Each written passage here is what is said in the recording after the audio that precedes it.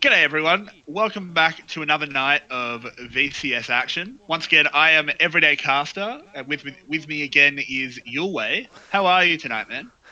Yeah, I'm great. We are finally back for day one of week two, and especially the second series today will be insanely high. Finally get to see some of the undefeated teams clash, which will give us a better idea about who's actually our best team. Exactly. As you said, the second series is what we're really here to watch. First series should, if everything goes to plan, should be a little bit of a stomping here, low key versus FTV. You can see the ladder there. It's a little bit of a mismatch. Yeah, you could say. But it is only 1 week of play. You never know. FTV could come out swinging.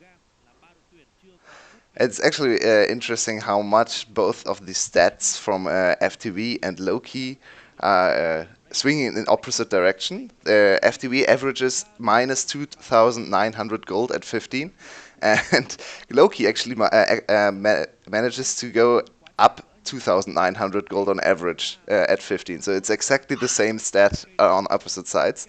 If we get to see 2,900 gold averages at 15, that would be hilarious. And Yeah, that would be a very good power of statistics if that was to happen. yeah, Um, and Loki it has will be impressed interesting. us last week, right? Before Flash played the second series, we kind of thought Loki was the best team.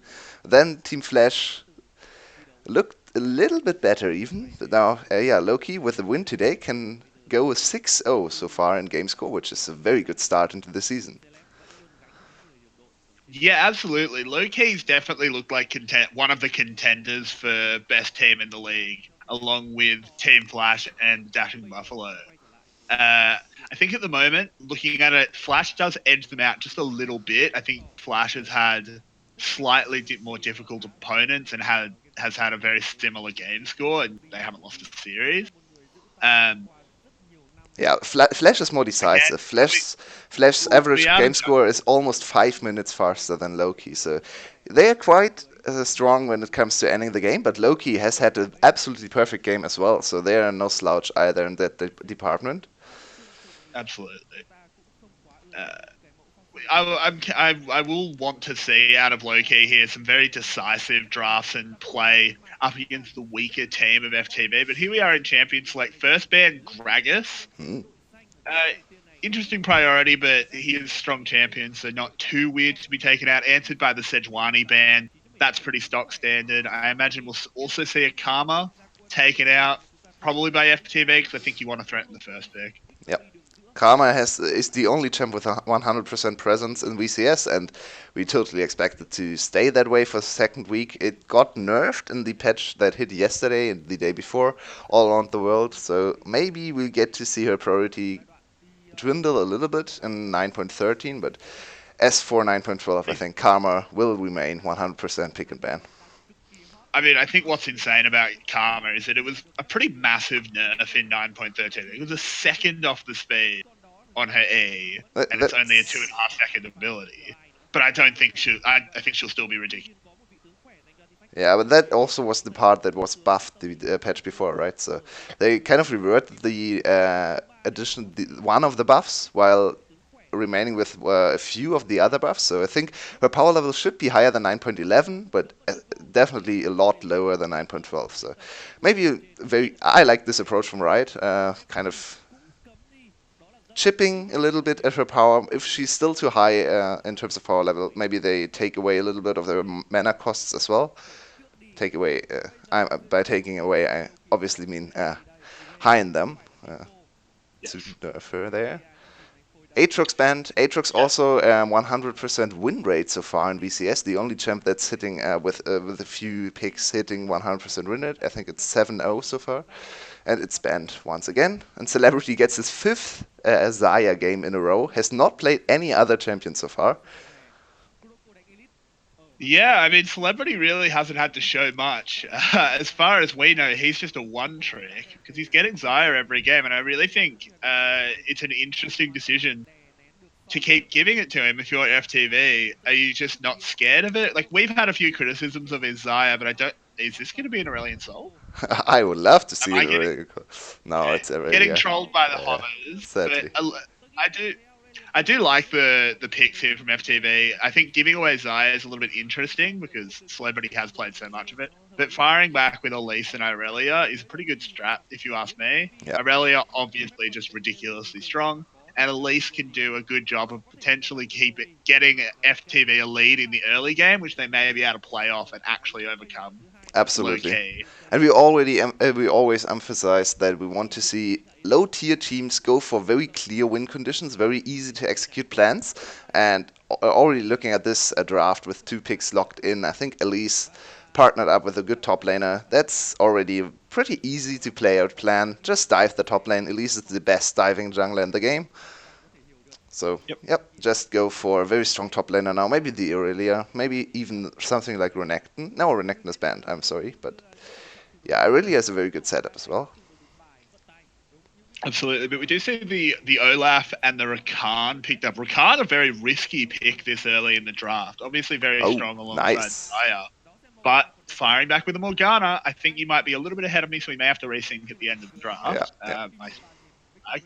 But yeah, Morgana being picked up, I mean, that's just a classic counter, don't you think?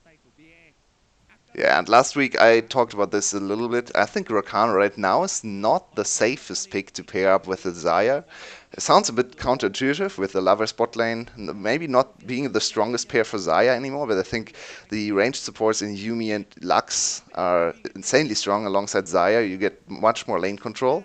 And Rakan has quite a few counters right now that are absolutely playable, and things like Morgana and Lux, yeah, are very good into the Rakan lane. So this time answering with the Morgana, a bit more of the defensive approach. Lux would be a little bit more of the offensive in the bot lane, but yeah, Morgana absolutely can dominate this matchup. Absolutely. We just see the out of FTV solo lane bans coming in makes a lot of sense. Obviously, that's all that's left to pick here for low key. Low key firing back with a Sivir ban, denying the other S tier ADC. Wouldn't be surprised to see a. I was going to expect a Kai'Sa ban rather Yeah. than a Kalista, but Ooh, I think the similar logic. this is Ooh, full early Lucian game now. blocked. Yep, this is early game snowball from FTV. If they, I respect it. I think this is actually a really good strat from them. It's one of their like they're clearly the underdog.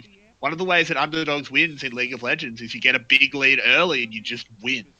I have to say though, I would have liked to see the Caitlyn in this spot. I think Caitlyn Morgana is the traditional Zarya Rakan counter, and Caitlyn Morgana can snowball as well, especially using turret platings and rotations all over the maps. So, don't really like to see the Lucian pick there. If Police is more comfortable on Lucian, fair enough. But yeah, Caitlyn would have been my choice if you want to go for full bot lane stomp.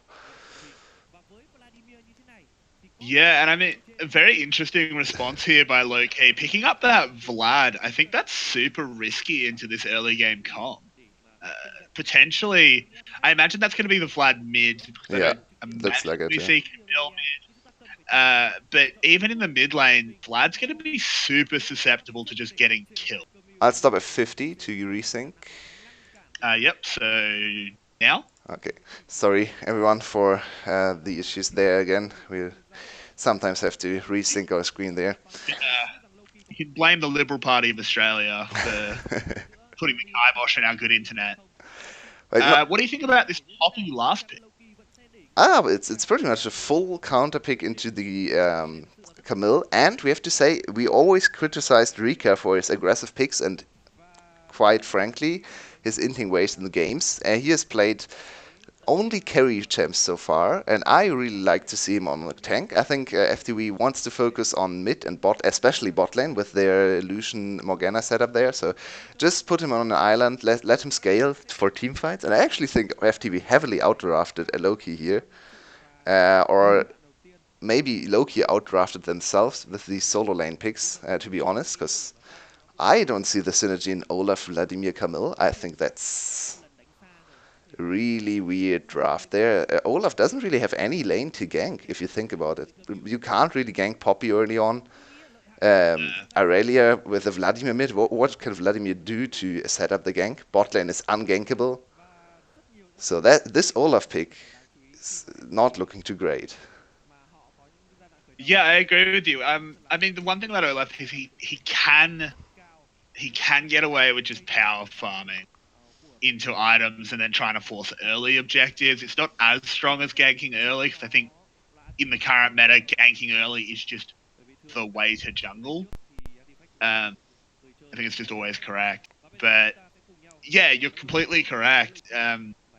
It's a very interesting draft. The Vladimir just doesn't make too much sense to me No. if you're also going to pick Camille. And I think that last pick Poppy was great Yeah. because I think you the Camille was your gank lane. They were picking that to say that we can gank top. It doesn't matter what they pick. And then they pick Poppy and no, you can't. What are Yeah, you going to do? exactly. What are you going to do? You get a hook shot onto me?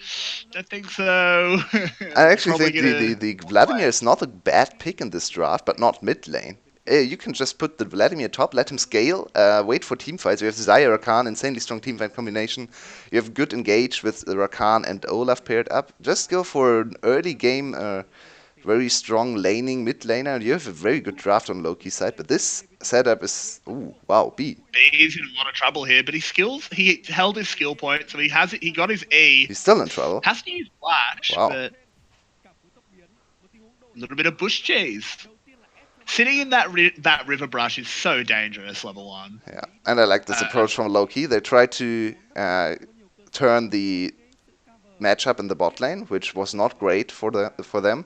So now the FTV bot lane can't really do anything until level 3 or 4, because yeah, the Morgana with E on level 1 just has no priority. She has to be very careful without her flash as well. Now with priority for D and K on the bottom side, they could look for a level 2 sneak gank there.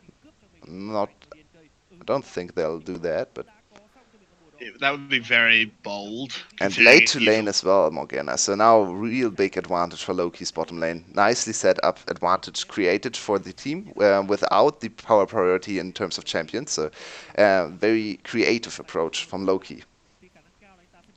Yeah, absolutely. And I do still question sitting in that brush as a level 1 support. Absolutely. I feel like it's very little gain because you don't spot too much from there, and if you are caught out, there's nowhere to go. As we do see the top lane, which Rika getting a good trade there. Poppy's nasty. Yeah. Like Honey Poppy does is not so like this hard to early trade game. Especially for Camille. Camille can't really do a whole lot against Poppy. They both have a shield, and Poppy with Grasp. Especially, I don't like Hani's choice here. I think you can't really go Conqueror in lane against Poppy, especially on the Camille. She's not the fastest stacking champion for the Conqueror, so I would have liked to see him going for Grasp as well. Just go for even laning and then outscale her in the side lane. Because this will now be a struggle in the early game. Grasp is so much stronger early on. I agree.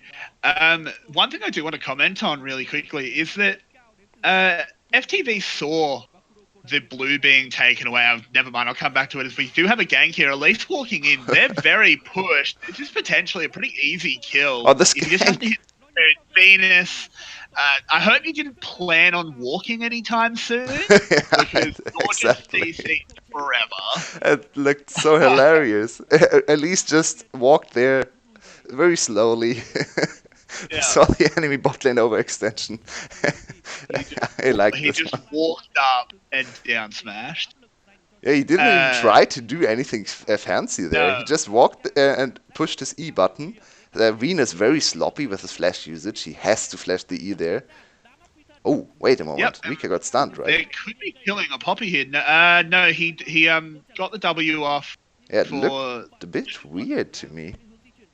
The W should have stopped the enemy earlier on, but I think he didn't get stunned. That's right. No, I think it was just because he popped it up for the second part of the hook shot. Yeah. Yeah. So, But as I was saying before that initial bit of action, is this going to be a dive? oh, he got the shield. Really? Now he is not really Very diveable. dangerous dive. I wouldn't dive a Poppy that just picked up a buckler. That's a bad idea. Yeah, not a single axe hit lands. So, yep, DNK and Hani back off. Big CS advantage already secured by the Poppy. It will be around 10, 11 CS there. So, look at this again. He just walks there casually. This is so arrogant, but it was exactly the way to play Venus, it. what are you doing? Flash, flash. I I can't fathom him not flashing. I'm Look, I mean, I don't know if you've been following the Riot content that's been coming out recently, but if you watch the excellent guide Level Down, you have to save your flash for games you might win. okay. No, sadly, I hadn't had the time to see level down. I think I saw It's level very up. There was a level up video as well, right? yeah, This week. Yeah. yeah, because they level up is what they normally do, but they put out level down to Oh, make fun nice. of NA. Oh wow. It's like I need to watch level down. it's talking about how to get into iron, and then it just has clips from like Cloud9 and Oh stuff. It's shit. really funny. Oh wow. The shit. Rift Rivals, the Western Rift Rivals is an interesting tournament about whether or not it matters or not, but It's the oh, lead up to it with yeah. content is amazing. Yeah, I don't it's know if you've seen the rap battle yeah, that came obviously out. I saw the rap battle, yeah. Oh, so good. I mean, I've absolutely no idea about rap, but Oh, it me looked neither. very good. Don't worry. Like, I mean, yeah, The as lines you from say, Dracos were insane. Dracos just murdered him yeah, there. absolutely. uh, I do love it. Look at the gold lead. FTV actually up to a very good start. 1,200 gold lead, which is not usual for this team, as we said before. They average around You're in a little bit of 3K down. strife here, but that axe misses and the ease on. Bit early on that Ricard Yeah, knockup, I feel. Venus is No, not looking Venus is great. getting turned on. There's a TP here, and you're just My dead. God, Rika picks up a kill. is this a dive? No, doesn't look Nah, I like don't think Rika wants to so. proceed. No, not with Artifacts that. here as I well to think that's cover. Yeah, good call for super. FTV to back off there. They can just take the free Infernal Drake. This is really good out of FTV so far. They've got this 1.5k gold lead, which is exactly what you want out of this comp. Yeah, and Venus has given away a lot this game already. Venus looked pretty good last week, and this game is not his. So far on the Rakan, way too early on the W there on the Morgana. Oh, Wow, celebrity. celebrity, mate! Come on, That's you can't be that unforgivable. far. Can't be that far forward without your tri-bush watered. I mean, that looked like straight out of solo queue from Gold or something. That's what's happening there. I mean, celebrity didn't do anything. He just walked straight Yeah, into the binding. Man, it's 3 kills. It's yeah, all no, 3 kills through bot lane. It's exactly what FTV planned for this game. Now we have to see them execute on a lead, which is something they did once before against EVOS in the very first game of VCS. So maybe we get to see another win for FTV. Loki not looking too hot in this game. no, absolutely not. And I mean, we start to see some of the flaws with this low-key draft potentially. Not quite yet, but you know, No, we I could think enter we a already see a situation. lot of flaws of the draft. Look at Vladimir has had I, no game impact. Like he's sitting in the mid I, lane. You expect Artifact to be the better mid laner between the two players, but he had no impact. He's down in CS or even against Victory there. What was this Vladimir pick about? Olaf has done absolutely nothing. yeah, I was more going to comment on going forward. Like the Olaf from behind, we know how like that's just turbo int. Yeah. And he may well get that started off well here. Has to pop the ult. Artifact is bound up, takes a lot of damage. He should have the pull, and he does. That should be him getting away, unless Kuroko really wants to go hard. Doesn't. Nothing really burned except Still for the get the first ult from Olaf there, which is very valuable. So now Olaf can't aggressively tower dive anything there, especially bot lane is now once again ungankable for the Olaf. So, oh, and very nice follow up in wait. DNK is still around, but he will lose another buff. Oh, this is not great juggling from the for the buff. Wow, Ooh, really Kuroko. nice Yeah, fight there, but it's not going to matter because it's just that layered CC. It's beautiful yeah. every Oh, time, and Honey that's gets going to stunned be out. two kills. Yep. Wow, double kill for the Elise. So I had to kind of bash Kuroko there for his blue buff management, because he could have just taken the blue buff into the brush, and then DNK could have not smitten it away. But yeah, they get 2 kills anyway, so it doesn't really matter. He gets the blue buff in the end. Do you think it might have been? a big brain play. You think it's a bait here? Check out. Maybe. I'm not. I Not don't too sure know. about. I'd like to get because I think you're right. Like, if you're a jungler here, you should be pulling that into the Yeah. bush. But is Kuroko calling? Hey, I'm gonna bait him. We've got a Morgana and an Elise. We can lock him up forever. Actually possible. Maybe. Actually possible. Didn't want him to give him that benefit of the doubt there, but yeah, you might be right. You might be right. It's actually a set-up play, a planned out for Kuroko, especially with Morgana and Poppy in his backhand. Exactly. A lot of CC coming out of those three champions. Ooh, the Hemo play goes down. That's a lot of damage here onto Artifact, but onto Victory, and Artifact will get a solo kill. Shining light for Loki. Yeah, he's gone with the Ignite, and Ignite, Vladimir traditionally has a lot of kill pressure once level 6 hits. And this time, Victory does not respect the damage potential, does not flash either. I don't think the flash would have helped in this case. Yeah, he would have had to flash super early.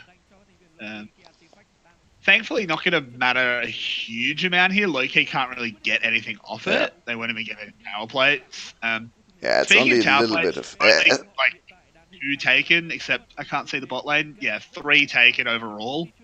4. I can count. Oh, they give up a lot of platings there in the bot lane now, with both bot laners rotating up to the top lane.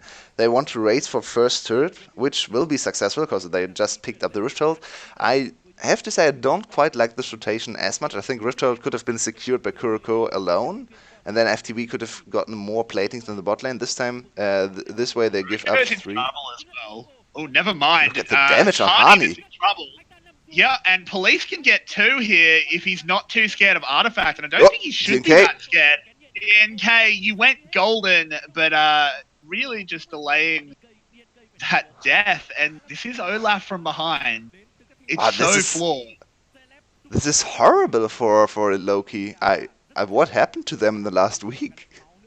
So many bad plays, so many blunders in decision making there. Yeah, and Artifact is just dead. He was too far forward, and he's just gonna die. Oh, very nice Q from B. Wow. Ooh, actually does get the turn kill because of the time it took to kill him. But Rika's just trying to kill Celebrity. Celebrity is no mana there. I don't know if you're gonna be able to. Oh, Rika, you were supposed to never die on the Poppy. No. Oh, Rika. You were supposed to be the chosen one. Oh, no. I don't think anyone would have ever said that to Rika, to be honest. To be fair to him, he has had a great laning phase and used his flash early on for the play on Olaf, so fair enough. I don't understand why he wanted to 1v2 there without flash available to him and his turret sitting at 100 HP. What? Okay. Why'd you flash that wall? You just take the flash and go. You know that his team's there. Come on, DNK. Yeah, that's really, really bad to see. Not a great look. And yeah, I mean, that stopwatch. Nah, really. I guess he dodged the Q, but the stopwatch is not really doing anything for him. The Q wanted to hold him in place, and the stopwatch does the same. So he actually, did the same thing with his own button. So he wasted his own cooldown for the same effect that the Q would have had on him. So not the greatest stopwatch usage. At least there was a skill he dodged, but yeah. There was nothing to achieve with this stopwatch. He was dead anyway. And it looked to me like the Q would not land on him, I have to say. I thought the Q was a bit short, so maybe even the preemptive stopwatch there. In the end, it's wasted anyway. Morgana's Q has pretty big lollipop. Yeah, but I think it looked like the Q there. So I'm not quite sure. In the end, it was still a bad play out of DNK. And the gold lead is now at 4k. The only hope for Loki kind of is a Celebrity on its 5th Xayah game. But look at Police. Police is very strong on the other side.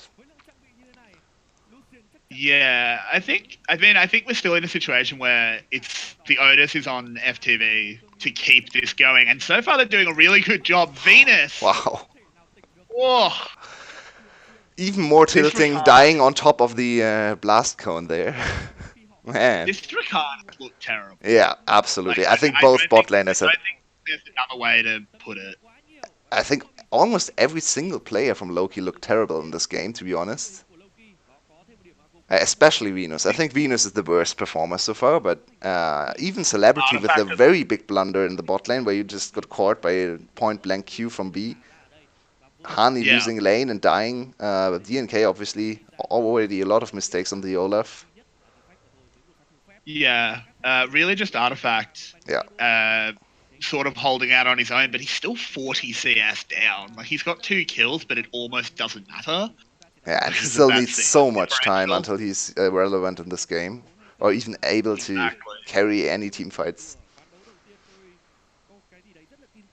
Yeah, and so far I like from FTV, they're just not giving them the time because I think they recognize that if this goes long, they do probably lose. So they're not letting it go long, which is Yeah. great. I'm not even sure if I would agree with this assessment anymore. Because look at Camille. Camille is not a champion in this game. They have Olaf and Camille, two very weak melee champions right now. And even though Zaya and Vladimir outscale their counterparts, it's not like 4-0 Lucian will be outscaled at two items immediately. Same goes for Aurelia with 40 CS Party, advantage. party. Yeah, Oh, look at him. He's not the champion. It's ridiculous. And they have a very strong yeah, Poppy. he's a cannon minion at this point. Yeah, I actually think the outscale Maybe a point is melee. very, very late in this game. It's not as early Yeah, as we thought when we looked at the team comps after the draft. It's insanely late in this absolutely. game. It is like a 50-minute Yeah. outscale at this point, just because the lead is so big. It's 7K at 16 minutes. This Yeah. is, I mean, as much as we are ragging on Low-Key for making mistakes, we should also, I think, praise Yeah, FTV. I think it's a great improvement they from last week. drafted an early game comp, they played an aggressive early game, and this is what you get from that. You get a big lead, and that's great. Absolutely. It looks so much better from them. I like their approach to draft. I love to see Rika on tanks. I think I cried for tanks for Rika for ages now. So finally we get to see him on a bit of a safer champ. And he actually had a very good laning phase. Look at the CS numbers. Still 30 CS ahead. Not quite sure what he wants to build right now. I guess his carry tendencies shine through a little bit. He wanted. Oh no, he goes for. Oh no, Rika, why are you doing this to me? That's probably for Gauntlet. It looks like a Trinity Force. He has a dagger in his inventory. It's true. I don't know where else that dagger would be. Okay, this is for 24 side laning. bad. I mean, it's looking at the lead in the game. I can actually kind of understand the Trinity Force because Trinity Force grasp Poppy will probably win the side lane even longer against the behind Camille there on the other side. So it's to shut down the one win condition they don't really have an answer to right now. That being said, I think Victory can actually sideline against the Camille just fine as well. So I'm still not really in favor of the Trinity Force there. I can kind of understand where he's coming from, but yeah, not the biggest fan. No, I'm not either. I mean, one thing that I don't think Rika really wants to be hard side laning because No, absolutely if not. he comes up against Artifact, he actually just does nothing. Because DNK he is has not no hitting any X's. Yeah, no, this is I think playing into the drunken Scandinavian stereotype a little bit too much here on this Olaf. He can't see shit. He's Yeah, missing everything. I really hope we get to see a better draft out of Loki. Kind of no, not kind of disappointing. Very disappointing game one. FTV, we Absolutely. have to say, had a very good game one against EWOS last week as well. I think EWOS played against them a little bit better than Loki did this game. Because EWOS at least sold out to 30 minutes and kind of slowed the game down in the mid game. And FTV went for a late game draft that game. This time they are executing on an early game draft and it looks really good. Especially Kuriko on the Elise so far has been everywhere on the map. Finally, Q4 DNK Yeah. lands, but doesn't really do anything for him. Yeah, completely meaningless Q does eventually land. And this is FTV matching the attempted rotations here from Low-Key really well and just continuing to use their lead. Yeah, I would like to see them I suppose there's nothing really to make a play for at the No, moment. There's no dragon to especially take. Baron's not spawn. exactly. Yeah, they're kind of matching Loki in side lanes right now. They have a lot of control over bot lane jungle, bot side jungle, I should say, which they already invaded with a lot of vision. So playing around bot side so far, Rika alone on the top side, he's probably not going down too quickly to DNK and Hani. So I like this lane allocation out of FTV. I don't think he goes down at all. I think he must be. I don't think you could gank Rika just with Hani and DNK Yeah. because surely if you gank that, he denies the hook shot. Yeah, and then Olaf pops ult, and then he poppy ults Camille away and 1v1s DNK. that's actually very possible. Yeah. Like that's a real thing. And you Might have to even be scared able of to just burst Hani down, to be honest, just in the 1v2 with his ult point blank, and then Hani doesn't have his hook shot available, just gets off one. Okay, he gets his shield, so maybe Rika doesn't have the damage yet, but it would be very dangerous to face the Rika. And look at his items, he's definitely going for the Trinity Force. Yeah, that's a Trinity Force, yep. The Phage comes in. Oh, Rika. If I think you FTV made a actually good point, manages to throw the game, I think Rika is Rika is not having fun after the game. Ooh, Victory getting dove. Sorry, Harney. Victory diving Harney, I should say. But there is going to be a counter gank here. The ult gets stopped by Rika. Oh no. And, oh no. FTV, what have you But done? Baron in response. There's Baron in response, though. No, they're too And I slow. don't. They can't finish this. They have no No. sufficient tank. DNK and Artifact are here. Good rotation from Loki. Very big overextension by FTV there, and a little bit of gold back to Loki. They're still not nowhere close to a driving seat here in this game, but at least they get 2 kills on Celebrity. He's now sitting on a 150 gold bounty and working on the 3rd item. So Celebrity looking to justify his 3 official MVPs so far. Yeah.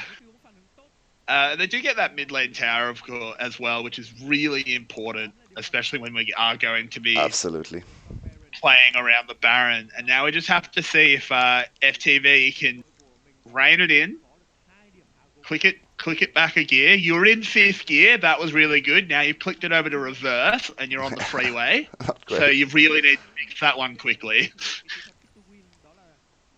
Ooh, they tried to go for another Baron attempt here? No. Kuroko just wanted to clear out the wards. I think they should play around Baron. They have the big 5v5 advantage right now. Rika with teleport available. I actually think Rika should not side lane right now. He should tank the Baron. So just approach the Baron. We have Rika Ooh, can DK tank forever. getting absolutely chunked here. He does not. And he get- Oh, dies. he He gets does. smoked. This is Baron. There should be Baron. Artifact burns his ult. Yeah, this has to be Baron. And Rika is here as well, so now he teleported there. Hani has his teleport available, but I don't really expect them to contest this I one. don't like Victory recalling. He has TP available, he can TP there. Yeah, but there's still like a 2.5 seconds, 3 seconds for him to TP in. Yeah, TP please. But he is- Victory. Wow, Yeah, this he TP is. is He's very TPing late. He's TPing into the back line. He's got that home start. Oh, Venus Yeah, got this is a wrecked. super big risk, but they do secure it there. Never mind. Yeah, Venus, you're going to go down very, very quickly. Victory goes down in response. Celebrity does get another kill. But that's Baron. Yeah, in the end it's Baron for FTV, which is great to see. The execution was not that great. I think there was no reason for Victory to TP in the back line. No. Yeah. Just frontline TP. Yeah. I have to agree. Or just not TP. Didn't have to recall. He wasn't on that low health. Could Nah. have stayed. Yeah, you could have stayed, or just TP to the pink ward in front of Baron and the zone off the enemies. No need for you to engage in a fight there. He actually gave up his Baron buff, which is not great for FTV. They can't 1-3-1 now, especially without TP available. So they have to brute force one lane, which should be possible, looking at the wave clear at Loki anyway, because, Vladimir against the Baron buff, as well as Celebrity on now 3 item Isaiah at least, should not be able to clear the waves. No, and Venus caught Venus. again. Just gets absolutely shredded. Come on. Look at the damage. It's like, on one hand, there wasn't a lot he could do there because he was just bound up and he was dead before he could do. But it's just at some point, like, you've got to start not going near bushes that are in Foggle. By the way, look at the Baron. Yeah, look at the Baron fight on Venus again. This is why Rakan is kind of a trap pick right now. Yep. Look So at he how he. ults, Whoop, goes whoop, in, whoop. Oh man, Venus couldn't do excellent anything play. there. My God. Uh, yeah, I mean, as you said, this is why Rakan just in the current meta. I don't know about him. He just I got mean, I absolute. absolutely love Rakan. He's one of my absolutely favorite champs, and one of my best champs as well, but I think he should not be drafted in first round ever in pro play right now, especially if things like Morgana and Lux are open. FTV even amended the draft to pick up the top lane Poppy as well. Top lane Poppy obviously a hard counter for Rakan, as we saw in the Baron fight. He can't ever Yep. enter any kind of fight there. But even just with the Morgana, it's already very hard to play Rakan, as we saw in the laning phase. They got absolutely wrecked there. Yeah, this is an in-him turret. Rika just tanks that on the buckler. And they have to be Doesn't really even careful matter. around Rika. Rika can probably 50% HP with one combo anyone on the enemy team. Yeah. People underestimate Poppy's damage sometimes, but And this if is she gets Trinity you Poppy. against the wall, yeah, if she gets you against the wall, yeah, your head's gonna be put in that wall. Yeah, exactly.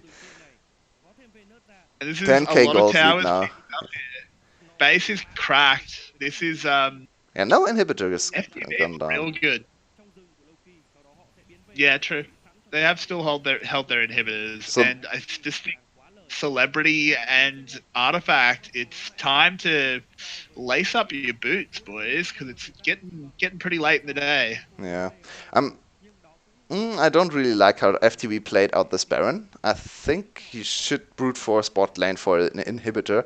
Bot lane inhibitor gives you so much power and so much leverage over the map. Especially with the second Baron coming up in a few minutes. I would have liked to see the bot lane inhibitor go down. This way FTV went for maximum income, I think, with the top lane outer turret falling as well.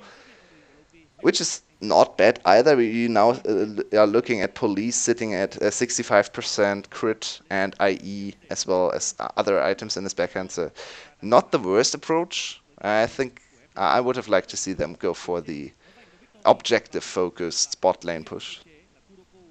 I agree. This off a little bit of a sidebar. Look how useless Tani is. Yeah, yep. 27 minutes in the game. He's finished his Triforce and a Tiamat.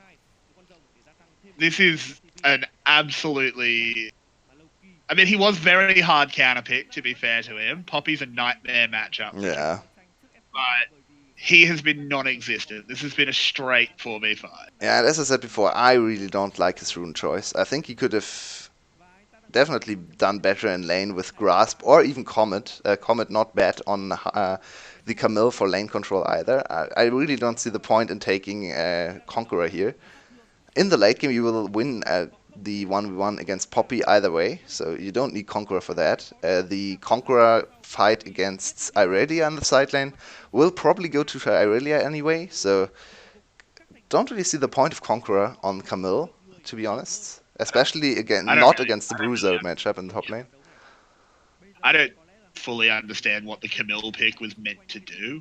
No, Often when no. we see the Camille, it's the single. It's either to be a very, very strong split push, which I don't think it was ever going to be against the early game comp, even before the Poppy was picked. And especially not in VCS. Please don't go for split pushing in VCS. And also, like, the other reason you pick Camille is to single out a really strong carry. Like, what are you going to do? Single Lucian out? Yeah, they pick Camille into Morgana, so that's not a team fight. You can't ever pick Camille into Morgana expecting her to be successful in team fights. So this is a split push, Camille. It's a baffling pick, man. Yeah, it's really not great. Talked about the Vladimir being a problem, but as I said before, I think Vladimir top lane would have been absolutely fine for low-key. Just scale with top lane and go for a good mid lane pick.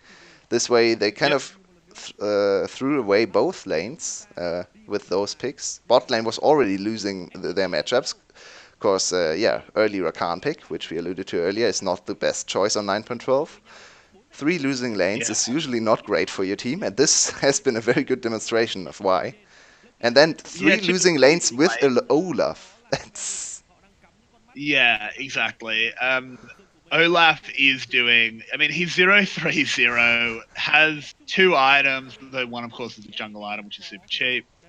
Uh, it's not good. This is the flaw of Olaf. I feel like we see this so often. Olaf Yes. either his team gets ahead early and he just absolutely runs people down, or his team gets behind and he's throwing like rubber axes and he's running in. He's like running in, and he's just got, and his voice line, instead of yelling, may as well just be "kill me," Indeed. because that's what happens. Nice awareness by FTV. They actually get the fastest ever dragon timer for not the Inferno, for the Elder Dragon. And the Elder Dragon will now spawn at 35:13, so very early Elder Dragon with 5 Dragon stacks. Another win condition for FTV. They can just look for the second Baron. If they're not able to secure the second Baron, wait for Elder, push through. I think FTV should be able to finish with the next Baron though, and would be great to see them finishing the game in the next 2 minutes. Yeah, or at least getting very close to finishing in the next 2 minutes. At the moment, there's no vision for Loki around Baron. I think this is very smart. B and Kuroko, we should comment Oh on no, all game, Venus. have just been Venus playing is. as a unit. Oh, How long their CC is. yeah, that's very true. Venus this time gets out, but they can't even clear this one ward there, so they are Yeah, in a very dire that is the position. most that is the most well scouted jungle exit ever. 3 wards watching it. Baron started. This goes down quick, even though despite having 5 dragons, they don't have a mountain. Rika, what was that TP? Oof. Why? It was so unnecessary. Rika absolutely wasting his side lane advantage there. So now, FTV, please just go down in the bot lane or the top lane. I don't really care. The bot lane probably easier right now. Send Aurelia to the top lane to push in the minions. Put down the bot lane inhibitor and then rotate over to the top lane and take that inhibitor as well. Yep. I think they may be going. Mid or bot is fine as well, but it looks like top for Aurelia right now. But please don't waste your 2 minutes of Baron buff once again. Yeah, it looks like they're setting up for the 1-3-1. I imagine Elise will be heading back mid after she clears out some of her camps. I would have preferred a 4-1 if I'm honest. Yeah, I think a I'm not sure 1-1-3 is good as well. Take the Elise in the mid lane to push, or Elise I think is the best option to push in the mid lane. Wait for the top lane to crash and then go for bot lane. Especially with Rika, you can delay Yeah, forever. DK takes so much damage, has to pop his ult. The ult there was actually just terrible, though. Yes. You'd already eaten the cocoon. There's no more CC coming out. All you did was piss away defensive stuff. And now he doesn't have anything anymore. Ult and the passive from the how's Sterox. Yeah, Sterox is the name. Sterox, yeah, exactly. And this is just going to be, I think, the game. Yeah, this This 2 is inhibitors. at the very least. Nicely done If by it's not FTV. the Finally, a game, bit more assertive, a bit more decisive here in the later stages. Going for the... Whoa. Yeah, Artifact just died. I'm not 100% sure what even happened there. And there's the pointer coming There's down, Trinity the arrow. Poppy coming in. Yep, Kuroko picking up a kill. Celebrity does his best to get away, but Yeah, let's see if he can get. Let's see if he can get an MVP in this game. I think he deserves. Heavy shade But towards yeah, the official broadcast there. I like it. FTV does pick up the win. That looked really good. Yep. They looked super good today. Wow. I didn't expect it at all. Yeah, very surprising. First game of the second week, already surprising us here. We kind of expected a very clear stomp from Loki, I have to say. I'm intrigued now. I think FTV have very good chances of... Oh, I should not say that. They already secured a very good game lead against EVOS and then absolutely got murdered in the next 2 games, so don't get too hyped for FTV right now, but Loki did not play this game. Loki did not look great. No, they didn't. Loki really didn't show up at all. And that draft was horrible. Please never go for something like that again. Yeah, I mean, it's like the individual pieces were all fine, but they picked them in an order where it's like, we're just gonna pick bad. I think the only Every question we have to ask now is would that team comp would have been better in teamfight tactics? You as a pro in teamfight tactics, would you say Loki's comp was better in teamfight well, tactics? I think none of their champions are in teamfight Ah, tactics. that's unfortunate. So, while it was a good question, and I like the segue, unfortunately, I don't think they actually exist, any of them. Oh, no, Elise does. Elise is No, at teamfight least was tactics. on the FTV side. Wrong team there. Yeah, no, I'm pretty sure none of their champions are in Uh, TFT. maybe later. So not even a great Maybe. TFT draft. We don't have any No, idea what they wanted to accomplish with this draft. no, not really. It didn't seem like it had a very good win condition. Lucian was on FTV side as well, Jupiter. I'm sorry. It was Zaya Khan for Loki. Exactly. Lucian's great in TFT. Yeah. Oh, Really I good. really need to Super strong. get playing some of TFT. So please He's a FTV get the second game so I can get 2 or 3 games in the pause. No, we want to see a very yeah, good series here. yeah, exactly. But FTV, I like this look out of them. Absolutely. Obviously, we want to see Loki playing better because going into this, we were saying that they were part of that contention for who's best in the VCS so far. If they're losing like that to FTV, Nope, they are get not out the of the best. get out of the discussion. Absolutely. Like, if you lose to FTV like that, you're not better than Dashing Buffalo or Flash. You're just not. And we already kind of had the expectation that Flash is probably better than Loki, but after this game, I think Loki's highest possible is third position, and then there are some teams sitting at 1-1, looking hot as well. So Loki needs to pull themselves together. One last thing before we hit the pause. MVP has to be discussed once again here.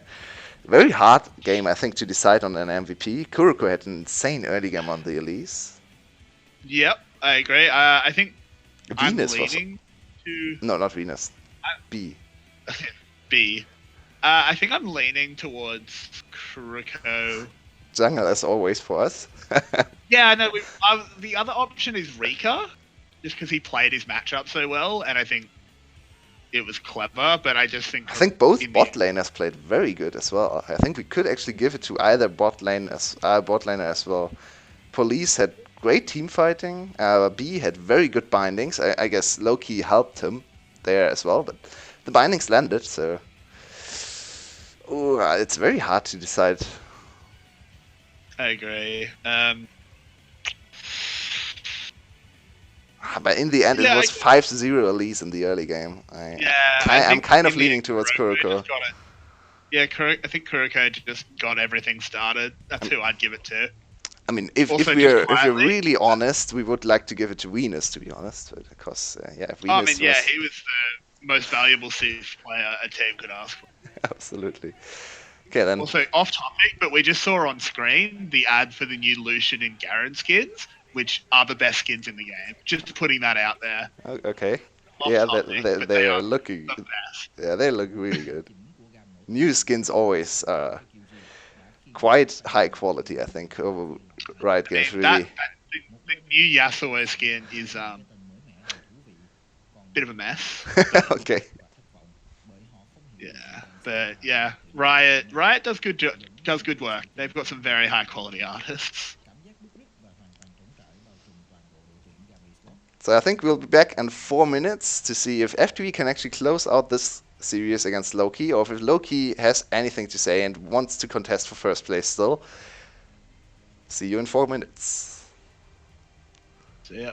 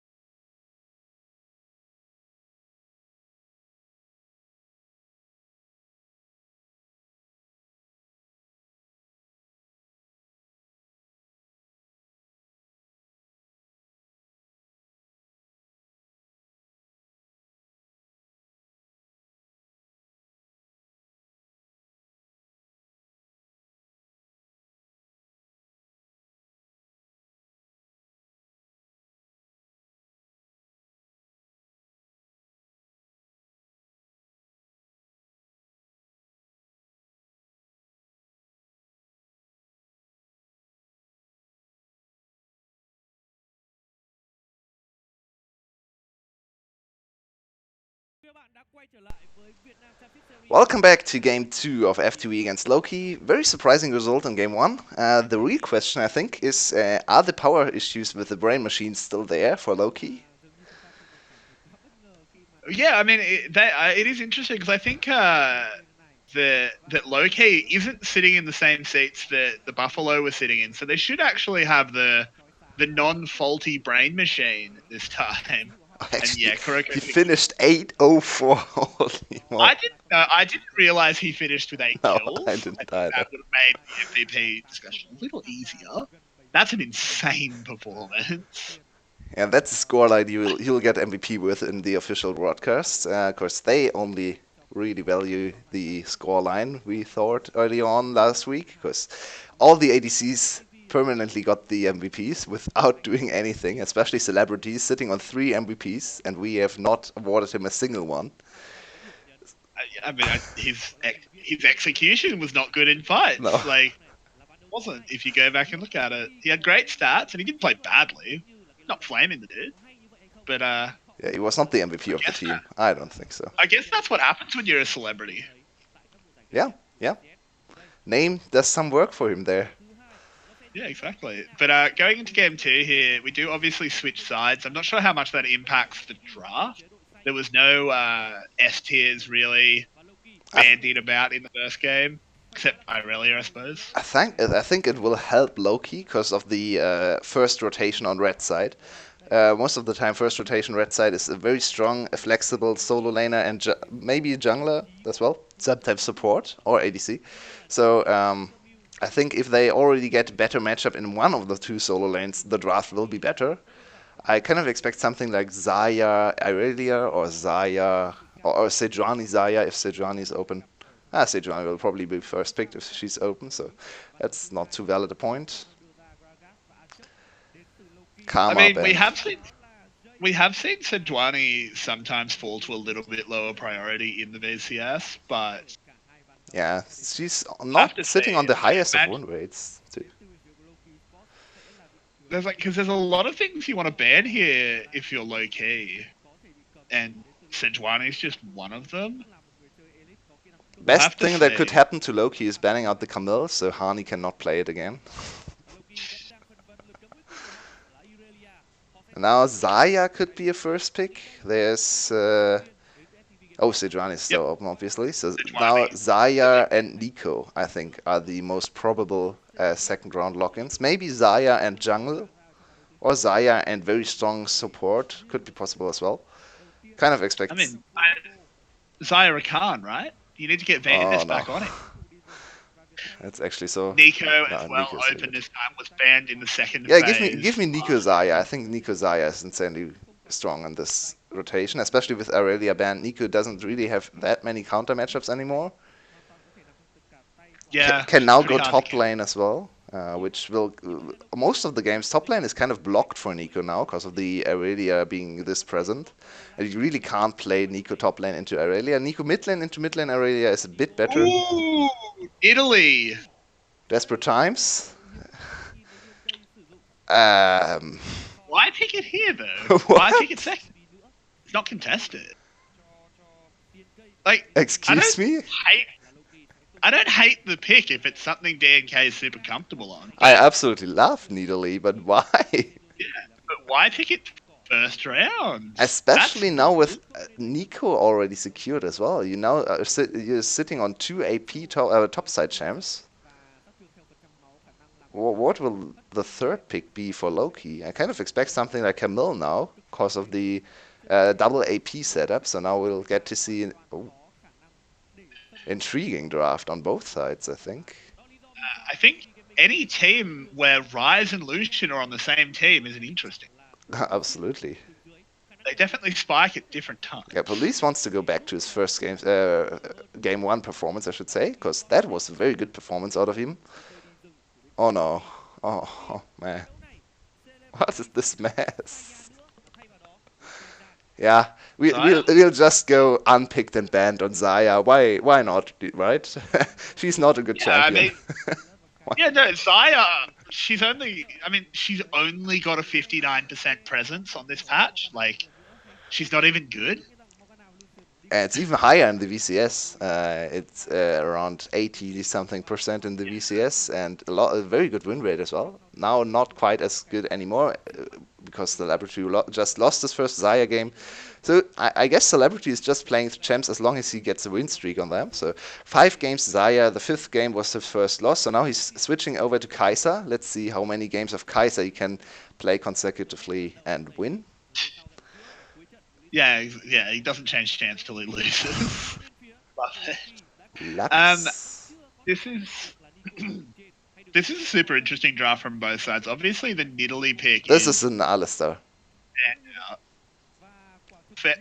Yeah, probably. Or a Rakan. I mean, they did ban the 2 big Rakan counters. Yeah, but I think they're setting up the Alistar because those 2 champs are very good into Alistar as well. And Alistar, Kai'Sa is one of the most premier combinations with Kai'Sa, I think. A lot of CC for Kai'Sa to hit her ult and get stacks of her plasma as well. Or Thresh. Oh, man. What? I was actually going to say I wouldn't have been surprised if FTV picked Thresh. But I'm not sure why LK did. Yeah, Ali was it's actually B's most played champ so far this season. And Venus has not played Thresh. The wife steal lane is super strong as well. Like, Thresh is obviously not super high meta. Can they please swap supports? Both lanes would be better with swapped supports. It's so strange. I mean, I think Lucian Ali is terrifying. And there's so little counterplay for low-key here against this Alistar. Why did you ban the Ali counters and then not pick Ali? Yeah, I'm really confused here. I guess Morgana is still good into Thresh, and Lux is quite good into Thresh as well, so setting up the Thresh pick there. But I don't know. And then but the Akali last pick. Yeah, kind of confused right now by the picks from Loki once again. What will their last pick be? I still think they need an AD solo laner here. Zed? Into Ryze? I don't think you can play Zed into Ryze, right? It's an AP solo laner. I mean, Corki's not. He's mixed. Nah, it's 90% AP. It's an AP solo laner. What do you mean? Don't his rockets do physical? No, his rockets, all his spells do magical damage, and E, I think E, yeah, and E is half, but everything else is magic damage. Yeah, I mean, that's a good point. Triple AP topside now for Loki, which is not great. Maybe Nico will go for the AD or attack speed build, which is possible against Ryze, especially now with nerfed Ryze. It can actually win the lane into Ryze, I think, especially with an early Wit's End. Also, Loki is squishy. It's very squishy. If they are behind, this team comp will not do anything. They get murdered by Akali. Akali can probably run rampant there in the later stages of the game, especially if it's even ahead for FTV. Very risky draft out of Loki. Execution heavy as well, especially looking at stuff like Nidalee and top lane Nico.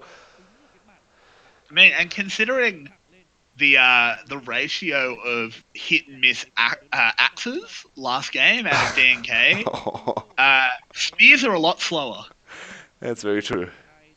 VCS is known for very good Nidalee players. I'm hoping DNK can show us a bit of the Zorn, his inner Zorn, my favorite Nidalee player to watch in the VCS.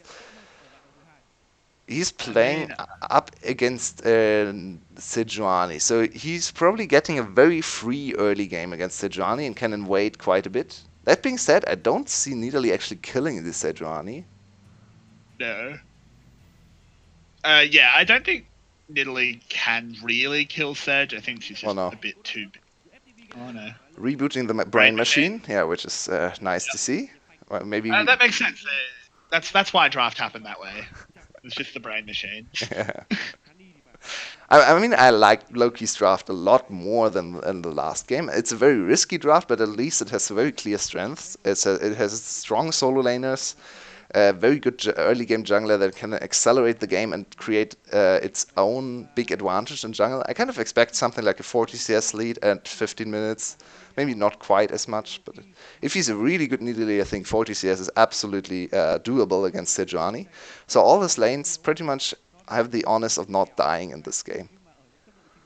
If Sejuani is not able to get any kills at 15 minutes, I think we are looking at something like a 2-3k gold lead for Loki in this game.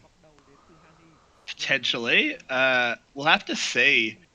I mean, oh, it's actually there is AP also Nico some... top. I don't like this.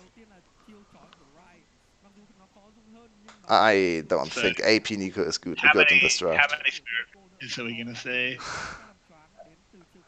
I mean, I guess there's an argument to say that looking at FTV's draft, other than Sejuani, who you were never going to kill anyway, I mean, can Rise afford to build that much MR? Really? I think he can go second item. Man, I'm blanking out on item names. I'm very sorry. The MR shield item thingy. Abyssal Mask or No, Adaptive no. The AP MR item that gives you shield. The I know the one. I'm with blanking as cooldown well. reduction as well. That's not a bad item on Rise. I hope you know what item we're talking about. I'm very sorry. I lost the name there. Yeah, I Banshee's have Veil. as well. Banshee's Veil is. Yeah, I think Banshee's Yep. Veil is not a bad item second on Rise. So if he gets Banshee's Veil and gets ahead in early game, I think no one can ever stop him in the side lane, which is a very, very dangerous prospect for Loki to look at. Yeah, I mean, we saw a little bit of DNK clearing his jungle there, and he certainly looks like he knows his Nidalee mechanics. It's good to see so far. The one of the most ugly sights in the game is a bad Nidalee. Yeah. Don't know what you're doing on Nidalee. Ooh. Very good engage from B there. Kind of thwarted Venus's approach on police with a grab. Rika getting engaged on here as well. Can't really fire back at level 1. Only has that spell flux. Takes a lot of damage, and Hani has early lane control now. He has already chunked through two potions of his corrupting pot. Okay, that was interesting. A little bit of a struggle there. DNK is hitting level 3 first, which is expected, but Kurko is not too far behind. There's one camp down, but is already working on the third camp there. You're expecting the Sejuani to clear a lot slower. She goes for a full reset, which is kind of dangerous. DNK with the opportunity to invade, and with lane control in top lane, I don't think they should go for the dive. Just go for all the camps. Yeah, this is going to be a blue buff still. They're already pinging it, so they're aware of this, but they can't really do anything, because Ryze can't leave lane right now. Akali probably not able to assist there either. And now Kurko... He tries. Yeah. Gets spotted as well. Oof. This is not great for Kurko, especially now. He called the steal and did not go for a bottom scuttle, so he loses both scuttle crabs as well. I think DNK could probably go for an almost 2-level lead if he full clears the rest of the jungle. Oh, he actually re-invades. I mean, it looks like he's re-invading to steal away that Gromp as well, or just to check if it's there. Wow, DNK actually absolutely reading Kuroko like a book in this early game, and Kuroko deviates and goes for the bottom scuttle crab, which I expected DNK to go for first. Interesting choice that he wanted to first full clear the enemy side's jungle. I'm not sure if I like this. It's a bit of... I mean, it resets the experience there anyway, and they will trade Groms. I think DNK could have come out ahead a bit more if he went for bottom scuttle into top scuttle into his own Gromp. This could be Kuroko dying. He was left alone there by B. Had to realize that the bot lane was missing. Ignite sticking. Oh, very good heal. Oh, so many summoners having to be committed here from FTV. Will B be able to get away? The spear is dodged. There won't be the empowered leap, but with the hook. Oh, turns out you can milk those. Yeah. B's going down to first blood. That was just really bad. Not realizing that the bot lane. Oh no, and he'll lose his most valuable camp as well. This is horrible for the Sejuani. She's looking at late game right now. One level down already with all the jungle camps available. Wow, he's hitting level 5 now with this camp. Wow, this is an insane advantage early on in the jungle. Look at the camps available for him in his own jungle. He can go back to his own jungle, hit level 6 off of these 3 camps. We'll go for a gank first on victory. Yep, won't be able to Yeah, catch him though. not Fear sure. misses, he's going to close the gap. Ooh, yeah, just gets a bit of damage. In the end, doesn't really lose much because he's pathing that way anyway. Not the most efficient pathing. I think he could have gone for the bot side clear first. I think he wants to reset the golems or the crux as fast as possible. Yeah, very likely. It is his second spawn of those Krugs. Goes over that wall. No problem. We get to see the replay once again. So, police is actually This not so following up at all. B. Where are you going, B? Yeah, B and police not helping their jungler at all. And now, oh man, Kuroko is feeling really bad about this. Yeah, I don't think you really needed police to come over. You just needed B to pressure off the bot lane, get that Gromp, and then leave. Yeah. But B just walks away. Like, where's he going? The enemy bot lane's not there. Your ADC doesn't need help. Yeah, not too sure about the bot lane play. I think police could have committed there as well, just for safety. Just try to give Kuroko a little bit in the game. You really can't afford to have him die there, or even give up the Gromp. You really needed him to secure the Gromp. He did not get the Gromp in the end. Not the greatest look out of FTV's bot lane, especially looking at, wow, why are we not seeing the gold values for Venus? That's irritating me a little bit, but never mind. DNK has hit level 6 and will get a perfect blue buff reset there. So now... Well played. Not sure about DNK there. But DNK now with another blue buff. His mid laner will probably not see blue buff anytime soon in this game. He's now at the same level as the solo laners, very strong. But at least Kuroko has caught up in levels a little bit, level 5. Yeah, but I mean, it's a pretty important level, that level 6. Not as important in Italy, obviously, because she doesn't really have an ult. But still, the power spike's pretty real. Ooh, Rise, you're in territory. I'm not too happy with DNK's pathing, I have to say. I think he's wasting a lot of time looking for plays. He doesn't need to go for any ganks. His lanes are ahead. Just accelerate the jungle matchup even more. Go for a very strong mid game with the Nidalee. Don't look for impossible ganks, especially he's already saw the scuttle crab being secured there, and he still wanted to go for a top lane gank, so wasting a lot of time. His Gromp is still available, so now not the most efficient pathing in terms of full clear. At least he will invade for blue buff once again there. I mean, I assume they will. With the artifact recalling, though, he doesn't have TP. It's a little bit risky. Yeah, and B is there already, so they're anticipating this. Pretty heavily outnumbered. Yeah. Kuroko is level 6 as well, so this is risky for DNK. No mid lane available for him. Artifact, no. Gotta go, though. Oh, he's just too fast for the enemy team to react. I'm not sure what B was doing. He was in time. Why weren't you there on spawn? Yeah, B already rotated out. I'm not sure where B went. He was there already. Maybe he was too scared of DNK, but... Yeah, not the greatest look for FTV either in the jungle. I think both junglers are missing a few points. But so far, Loki has still come out on top. And Italy now level 7, 61 CS. Yeah, I mean, your prediction was pretty close to accurate. We've got just about a 2k gold lead, 1.5 here for LK already. Yeah, I think... First Drake can go over as well. 3k is absolutely possible in 15 minutes there, and... Oh, yeah. Yeah, this is pretty much how Nidalee games have to look, because Nidalee falls off so much compared to the other junglers. So she has to accelerate the early game. If she is not able to get a big gold and objective lead in the early game, the game is already lost. But this Nidalee so far is looking good. Not perfect, but good. And her team is ahead. Very crucially for her. The kill actually went over to the mid laner, so now they have a lot of mid lane control. Akali can't do anything against Corki with an early kill. He's accelerated in terms of items as well. Already almost looking at the Trinity Force completion there. 97 CS. Yeah, he did invest in a cull, so he might be Yeah, a I like this a little lot, bit I have to delayed say. while he waits. But I like it overall. And it's gonna be a farm lane. They can't kill each other. Yeah. So why not go for Yeah, a cull? more sustain and a lot of farming there. Oh, this is the first real gank setup for FTV. The Kurko has not found the mark. Nope.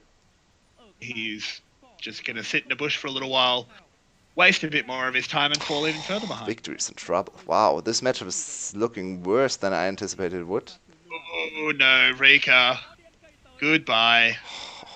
Yeah, this is horrible for FTV. Actually, the Nidalee now finding the first kill in terms of ganking pressure as well. So even though the better ganking jungler for sure is the Sejuani there, Nidalee still comes out on top. Now 2.5k gold lead with the Rift Hold and 2 platings. After that, they will already look at around 3k for Loki, so kind of their usual gold lead at 15 minutes. This time with a very accelerated draft. Rika goes down. Yeah. As we once again have a celebrity looking at the best possible Kai'Sa build, approved by Everyday. Yep. Love it. It's my favorite. I love doing less damage for no reason.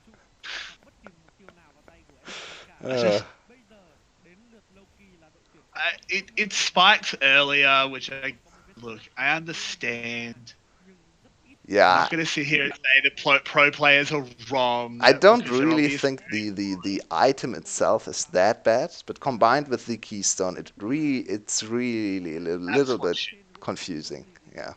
That's what shit's here. Like, if you go Fleet Footwork and then build Storm Razor first, I'm fine. That's cool. I love that build. But if you go and press the attack, like, just build the Aura Mana. I get it. You spike a little bit later. Maybe not ideal. But you do more damage. And that's what you Yeah, want. Muramana would have been perfectly fine this game. Botlane had no attention at all. There is no need to go for an early one item power spike.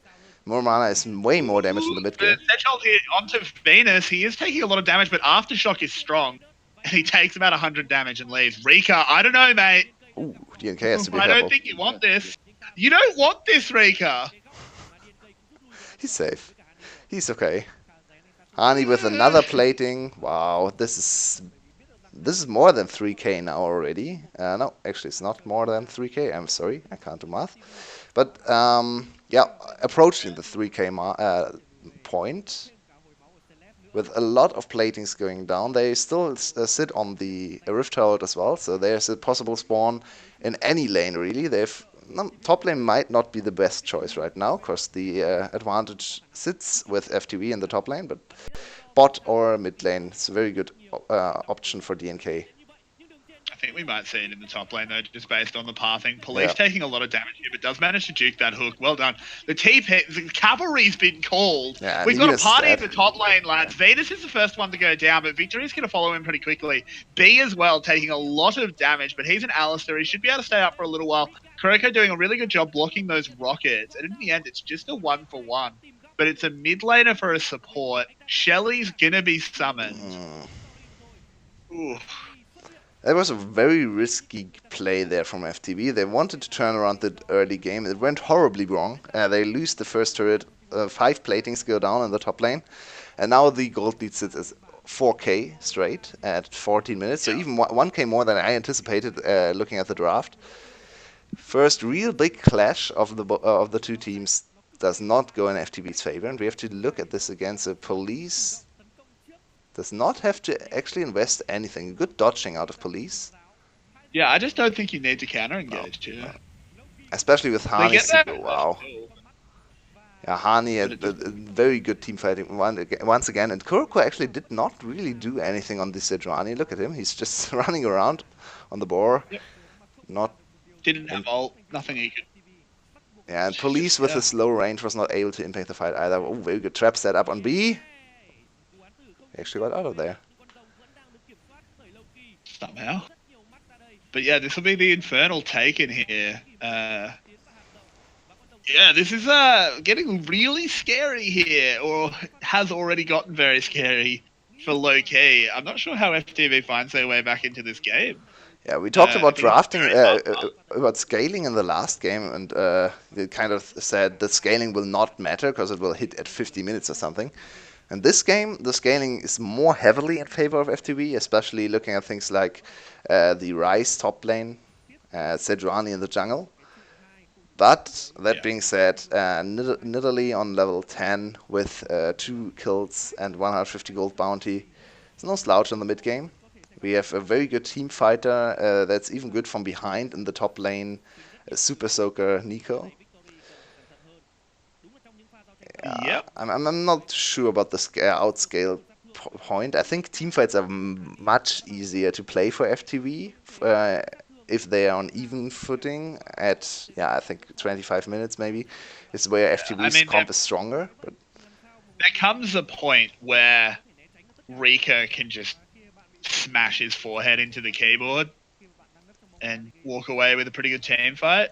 yeah, Because, and you look at the Rise got a lot of. itemization. He's going for something there. I'm not too sure what this will build into. Maybe the Abyssal Mask. Maybe the Banshee's Maybe. Veil. Banshee's Veil does not need a Ruby Crystal though, so I'm not too sure about the Ruby Crystal in his inventory. Yeah, it's an interesting one. Wow, look at Good this. question. Oh, Artifact is strong. Artifact is very Yeah, strong right now. say that again. 5k gold lead. So Loki, what is Loki? We kind of get to judge Loki's mid game once again. We thought Loki's mid game was very good last week. They executed on a perfect game. One of the few teams, I think, in 2019 who's actually succeeded in securing the perfect game. Yeah. So usually their Uh, closing is not bad. They're a bit slow, not as fast, not as decisive as T-Flash, but still effective so far. I expect them to. Yeah, they've secured both outer turrets and the side lanes. Now go for the mid lane outer turret. Very little FTV can do right now. yeah, absolutely. There's just very little points to play through. Good job by Rika having the awareness to know he was safe to do that. Uses his ult because I think he thought the rotation was coming in a lot quicker than it was. Yeah, Uh, not the biggest really loss there. No, not really. That ult doesn't do a huge amount at this point in the game, especially since Rika is just chilling in the side lane by himself. But again, we just need to see for the next few minutes from low key. They can try and set up a pick, but it's not entirely necessary. There's nothing up on the map to easily take them. They've got all the outer turrets. There's no dragon for another just under 2 minutes. Only 18 minutes, so Baron's not up, and I don't think this is really a team you want to take a 20-minute Baron with. You don't really have a tank for it. No. The Baron speed is actually very high with a Kaiser Plasma and the Nidalee execute damage on Baron. I think they can actually go for a very early Baron. Yeah, I And mean, and they Corki have to be as very well. careful because they can get contested and easily die because they are all squishy as you alluded to. But their Baron damage is very high, especially with the Nidalee heal now amplified on the Athenes. More of the mid-game power spike item again for her. Very cheap item, gives her some AP, but especially team fighting power. Yeah, I mean, the amount of champions we're seeing build Athenes at the moment is Yeah, Athenes pretty is a very telling. strong item. It's so cheap and does so much. Exactly. You can get some pretty nutty heals out. I wanted to touch on one point. We saw one big fight in this game, and everyone used the TP. So all the TP timings are the same right now. Look at the TPs; they're all sitting at the same cooldown. So both teams don't have any tools to go for plays for 5 minutes. Which is just a very interesting development. I don't think we see a lot of games sitting on the same TP timers for all four solo laners. That's kind of why the last 5 minutes have been very quiet for both teams, as no one had any opportunity to look for a flank. Now with the TPs finally being back up, we can see the next big mid-game play out of either team. I think Loki has the honest to go for something. I They mean, this Mountain Drake is so big. Baron, yes if Loki picks this up, Baron, like, melts yes. yeah, Baron is not happy with his dragon friends here, saying, "Come on." Yeah, for some reason, We try to the creatures on the rift are not um, trying to combine and fight against the intruders there in the champions. 'Cause for some reason, exactly. they're all fighting against each other. Yeah, they really make it hard for each other. Yes. It made sense in the old lore of League, but doesn't make sense anymore. Yeah. So now Baron enter 3 heads and many eyes look very. Yeah, they're very wide. Ooh, B. Ooh, B. Aftershock and ult, and he'll still go down. Oof. Ooh, TP committed though there from Hani. That's not good, but this will just be Baron going down. Did you look at the Very, very distance he quickly. covered with the DP? It was not not a whole lot. Yeah, he saved himself about 2 seconds of running. With that, oh, they're going. The Rise ult's used mostly just to scare them off. But they're Oh going man, in. the damage on Into the police. backline. Baron's secured, but DNK takes a lot of damage in the backline. He might just go down. He does, but there's 2 kills already picked up. Make that 3, 4 kills. Triple kill for victory. Oh no. For Artifact, sorry, not for victory. And what's it with the second games against FTV after they looked very clean in the first game? For some reason, the enemy team wakes up and then just slaps them in the next game. This is a stomp, and a perfect execution on an early game draft there from a low-key, very good Baron timing. Obviously, as you said before, the RNG on the Dragons helped out quite a bit. Yeah. I mean, it just feels like B got some inspiration from Venus last game. He's just been caught and caught. Yeah. Out of position. Like, this is so bad. This directly causes Baron to go down. Awful TP by Hani. TP. But it doesn't really matter because you're happy to. Yeah, look at the Baron. Look at the speed. This is a 21-minute Baron. The Baron is just instantly gone. No one even gets close to kill it, to approach it. Victory actually had a little bit of an opportunity there. Yeah, he did. He got in the backline, but he just ends up getting hooked up by Venus and just goes down. I'm very impressed with Hani. Yeah.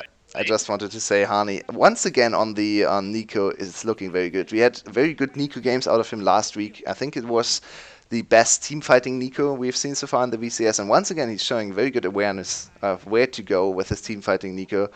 Very good ult into insta kill on police. Yeah. If police had been able to get into the fight there were actually quite a few low health bars that fight potentially could have swung back to FTV. I think it still would have been a bit of a stretch. Yeah. But very well played there by Hani. Has looked good on this Nico. Hasn't had a huge impact, but I think both team fights he participated in were really well played. Very good ults on both occasions. His CPs maybe leave a little bit to be desired there. But I mean, he's probably not. That's probably called. Yeah, that's true. That might not be his own decision there to TP. Yeah, I don't think it's entirely. Look at the poke. Victory. Yeah, you can't kill that cannon. Yeah, that's horrible to play against. That's such a bad feeling if you can't even see the enemies when they're killing you. Yeah, this is a really bad time. Like, that cannon minion's actually just gonna take the tower. But the cannon minion is inting a little bit there, but now it's finally taking the turret back. Yeah, Victory tries to go in to get something going, gets a decent bit of damage. Sejuani ult committed. Ooh, Victory that's ugly. has to jump out of there. He tried everything. Tried to go for the outplays on the Akali, but nothing really came from it. That was a really bad Sejuani. And by the way, this is what you do with first Baron FTV. You go for an inhibitor, preferably in the bot lane. This time, very clean execution on the Baron. I think Friends Forever last season, which is now low-key, obviously. If you joined us this season, they rebranded a lot of teams in the VCS, but this was the 4th place team in the playoffs last time. And they looked very good when they didn't throw the games, but they executed on the Baron pushes very well. I think all the playoff teams in VCS actually looked very good playing around Baron. And this time, Loki once again shows us they are absolutely capable of executing once they secured the purple worm there. Yeah, absolutely. We'll be getting another mountain trach as well. Uh, Yeah, Baron, do you even need to spawn? Like, can we just wait 3 minutes and then I don't know, Baron can just hang himself and give the buff to Loki?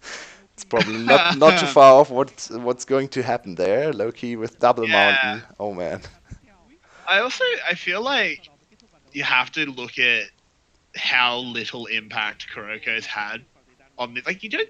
I understand that Sejuani was open and Sejuani's the best jungler in the game, but you could have picked Elise. Yeah, Sejuani is a very high If you're priority not, champ, but she's still a you're bit not of a risky good. pick. Like, I think Kuroko's looked really bad. Like, not just not having an impact, but his ults have been pretty terrible. Yeah, Like, he has not looked too great. You don't play the Sejuani and your team's not used to playing around it in scrims and stuff. Have to pick it. And there's a lot of different picks coming as up as counters against Sejuani all around the world. I think NA loves their Trundle. China loves I to. love that. Yeah, Trundle is not a bad pick into Sejuani. It's actually not quite as heavily. It's not early game focused, so we see a few early game focused counter picks. There's something like Kane, especially in China with Ning. I think Kane is played a little bit. Things that can That's wait. Yeah, neat, I think Kane is actually a legit counter pick into Sejuani.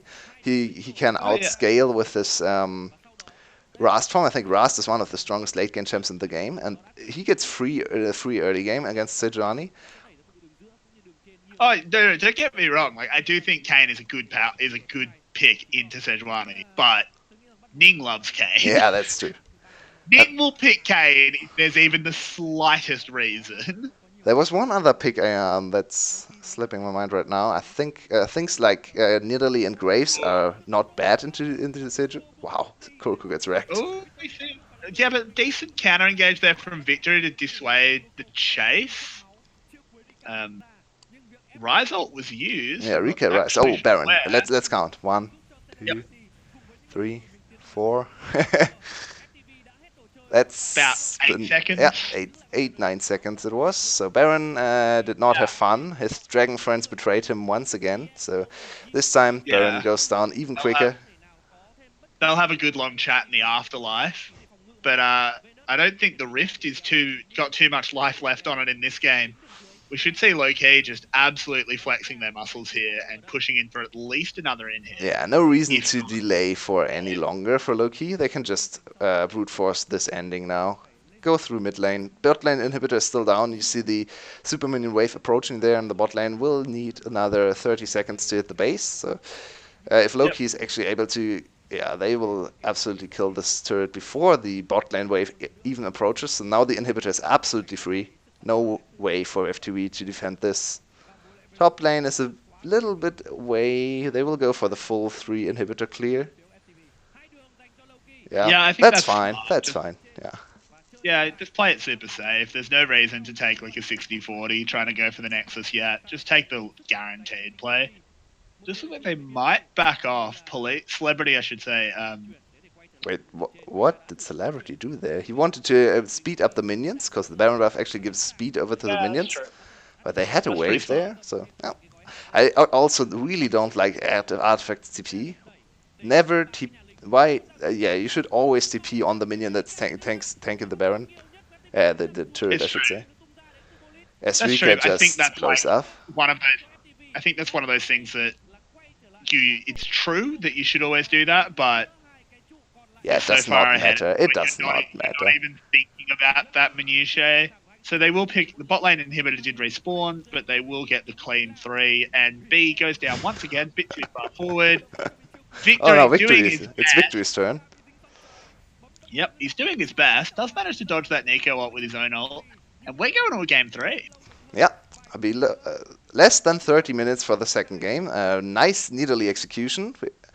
I don't think we have seen too many Nidalees around the world, and this is one of the champs that's really changing the way the game is played. So I love to see very unique champs that changed the way the jungle or just any lane is played. This time it was the Nidalee strong early game out of DNK.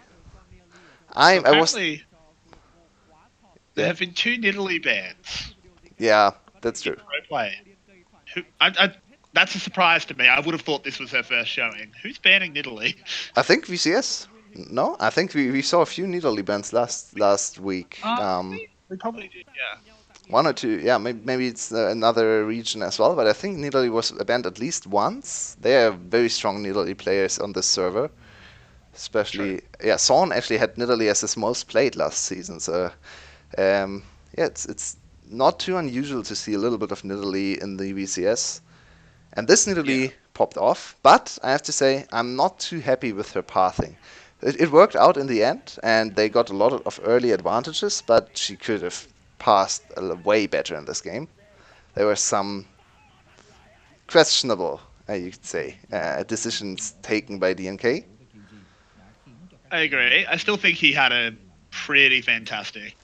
He had a very good game. Yeah. Do you think you want to give it over to him as well? I actually I think lean so. slightly towards Artifact or Hani. I think both solo laners had a very good game as well. Very good Yeah, I roam mean, out of Artifact, I think. Uh, I think Artifact would be if I'm not going to pick the jungle because we pick so many junglers. Um, I think I would give it to Artifact. That Corki was really good. yeah, Yeah, I think Artifact. yeah, I'd like to give it to Artifact this time. Yeah, I agree. Especially playing Corki into Akali is considered a good matchup for the Corki, but it's still risky. Akali can still look for kills, and he actually absolutely killed the lane and got platings, rotated first, very strong mid game spikes. The sieging out of the Corki was very good, especially around bot lane inhibitor. Yeah, I think Yep. Artifact had a very good game. That being said, I think Loki overall, everyone stepped up their game compared to game one, especially bot lane. Oh yeah, absolutely. Compared to game one, absolutely. This was a completely different look for Loki, also for FTV. Everything Sadly, seemed to just go wrong for them. yeah, we once again saw the top laner from FTV, Rika, go for a mage, and every time he goes for a mage, his team loses. This time, though, was not really his fault. I think he had a fine game on Rise. Yeah, yeah, I agree. But it just didn't get. The game was over before Rise really had a chance to do anything. Yeah, So, oh well, gonna have to see what happens in game three. I want to see an early game draft out of FTV. That's what it worked for you. yeah. Do it Both again. early game drafts won, and I think overall, early game is still the strongest part of League right now in competitive. So, whoever gets the early game advantage always has a little bit of the higher chance, or a lot of the higher chance to win the game. So, go for early game drafts. If you throw away the game, it's better than being completely dominated by the enemy team from start to finish. So yeah, try to go for proactive approaches and try to execute on the proactivity. If you end up losing the game, the season is long. At least you got something to work on. If you Yeah. just get murdered from start to finish, what is there actually to learn? That's just not a great look. Yep. Very, very true. Uh, let's see how it goes.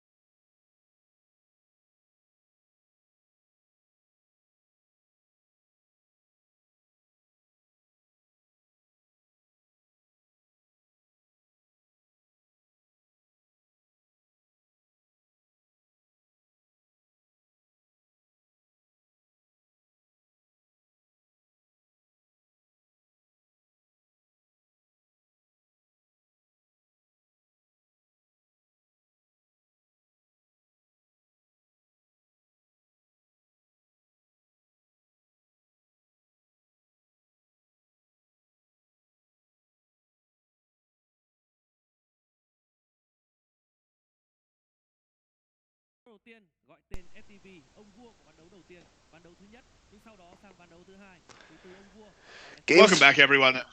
Oh, Yeah, sorry. go ahead. I'm sorry. Welcome back, everyone, for Game 3 here of Low Key versus FTV.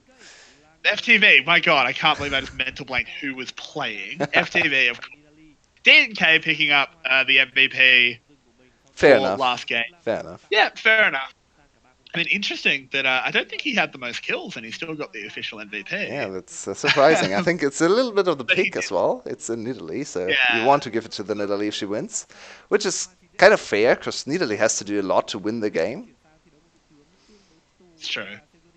Yeah, I definitely think it was he was a strong contender for MVP, but we did choose to give it to Artifact, which I still think was Yeah, there were a very lot valid. of players with very good performances in that last game. As Yeah, Hani also with the honorable mention, I think, with his very good teamfight ults and the one zoning on police, which gave them the clean Baron, I think, in the first Baron.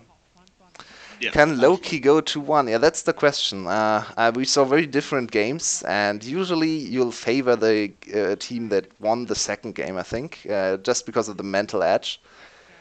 Loki also looked a little bit cleaner around closing out the game. To be fair, they had a very good siege setup, better siege setup than FTV did run in the game one. What do you think, Yep, Everyday?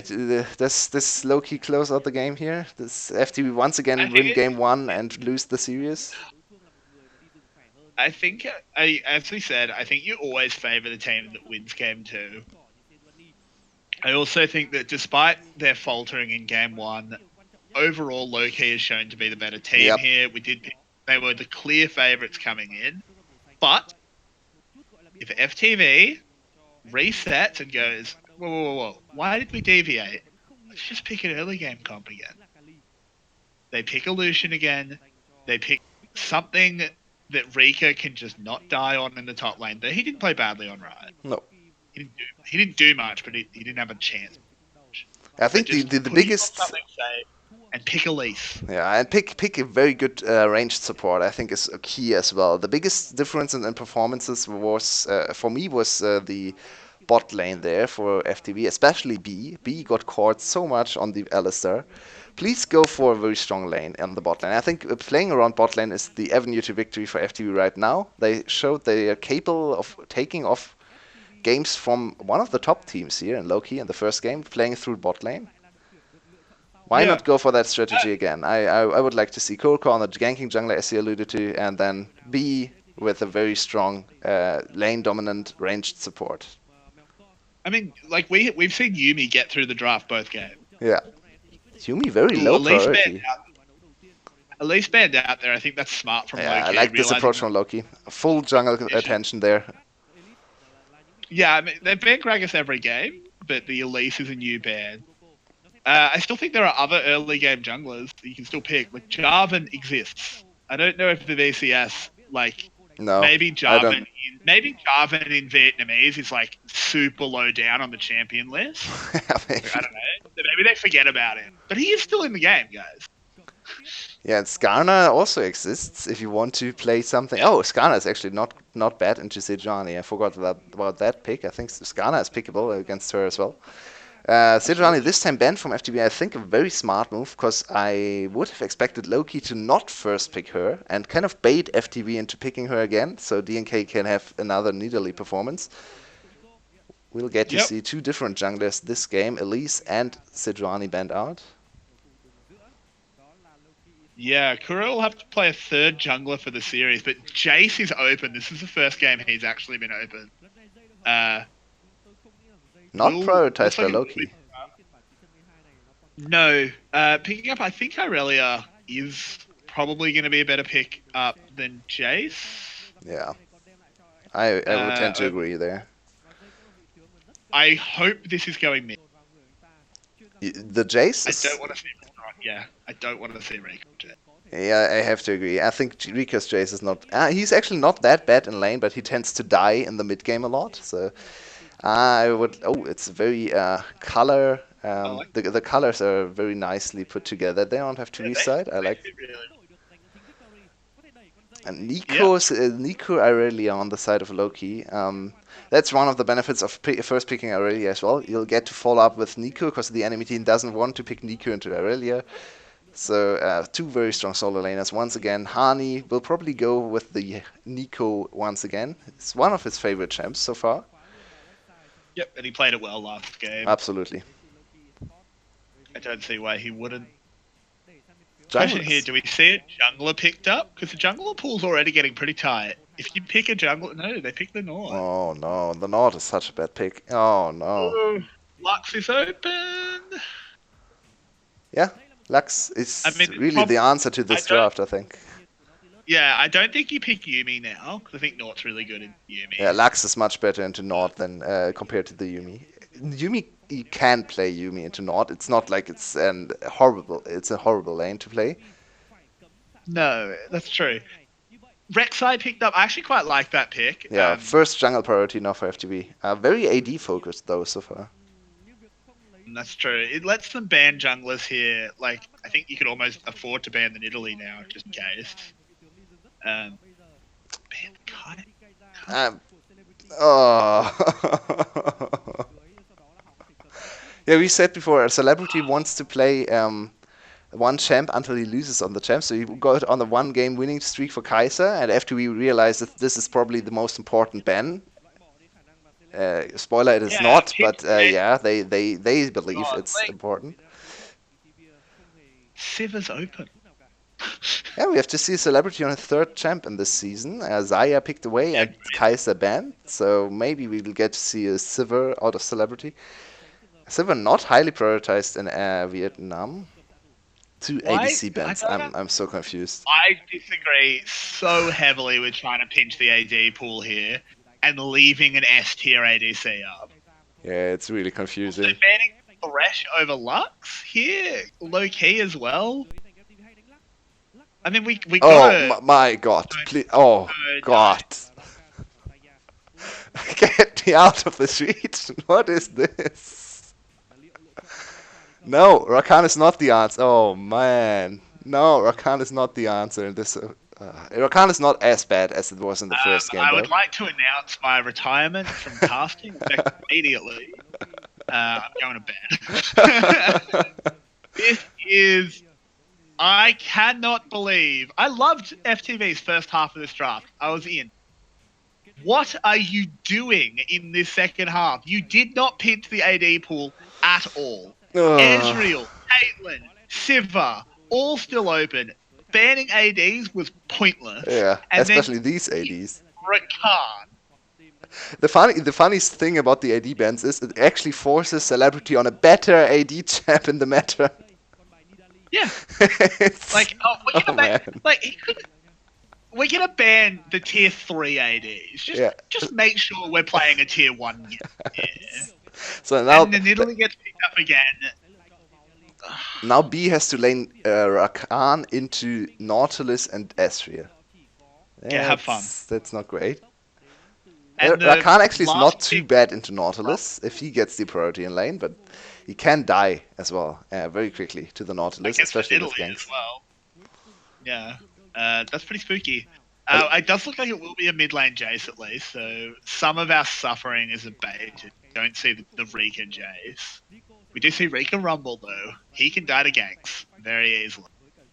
That being said, Nidalee ganking top lane is... it actually happened after 10 minutes in the first game, but DNK clearly was not focusing on ganking there, so maybe Rika gets a bit of a free pass to mid game. That being said, Rumble into Nico top doesn't sound like it's a fun time. And once again, I would like to see the Nico go for the on-hit build to absolutely dominate the lane, but I think we'll get to see another AP Nico, which is fine. Hani has looked very good on the AP Nico. I'm just so blown away by how bad the back half of FTV's draft was. I think over the course of the whole series, all of the second round drafts have been baffling to me. I think the first round is most of the time looks very good. We have a good priority on champions, and especially on red side, in my opinion. And then the second half comes in, and everyone collectively loses their mind. They actually let open the Nidalee there. They could have banned away Celebrity sitting on 300 MVP points for absolutely no reason, but I mean, that's a pretty strong KDA. That's a 52 KDA. yeah, but he's not sitting on the on the Zaya, so it's only his Zaya KDA. Oh, but good thing he did. Good thing he didn't get that Kai'Sa though, or that Callista. Yeah, yeah, yeah. Fear the Callista. That tier 4 ADC. Whoa. Kalista would have been scary. I think FTV would have immediately surrendered if they instead banned out the Nidalee and forced DNK on a jungler he's not comfortable with. Callista's a ghost. That's spooky. Yeah, that's very true. And we have not touched on the Nidalee pick this time, and I think the Nidalee pick this time is insanely risky. This is a pure confidence pick out of DNK. Nidalee into Rexa is not easy to play. Rexa can actually kill the Nidalee if she ever oversteps, especially with invades, and if she doesn't have the lane priority and still goes for the invade, which I kind of expect out of DNK after the last game. He's probably very confident. Oh, Celebrity. Nope. Doesn't get knocked up there. A lot of damage though, because that Zyra can't level 1. Not a single Q fired from Celebrity. Bit confusing. No money for him. Yeah, might have been a little bit scared and didn't want to skill up immediately. Maybe he was just, just in case there was someone else there. Might have wanted the E. But he did take the Q in the end, so a little bit confusing. What's the game plan for FTV? If we look at their draft, I think we're seeing a lot of familiar, very strong champs that fit decently well together. I think Rumble solo lane combined with Jace solo lane already spells a lot of sieging power. You have a strong bot lane there as well. And then you have Rek'Sai. And I think Rek'Sai doesn't really fit into this draft too well, especially looking at Loki's composition. Because where's Rek'Sai actually supposed to gank? This is not an easy game for Kuroko to play. Bot lane is almost ungankable, with especially Celebrity sitting on the Ezreal. Ganking Irelia is not a good time, but you do have a Jace. Yeah, the problem with ganking Irelia usually is probably the right answer here, but the problem is you have a Jace on your side, and Jace will perma push the lane. So ganking Irelia in a pushed in mid lane is absolutely impossible. Top lane is against a very, very fast champ with a lot of slows. That's not easy. I mean, I think you can gank top post 6. The Equalizer will slow down that Nico quite a lot. Yeah, that's actually true. But we might be in for a very low kill game. Yeah, I feel like as a Rek'Sai though, you want to be ganking pre-6 at least once or twice. But by the way, now that a caster cursed them with saying that it will be a very low kill game, we will probably see something like 20 kills at 10 minutes. Yeah, it's going to be an absolute bloodbath now. It's going to look like one of Rick Fox's games. Oh, God.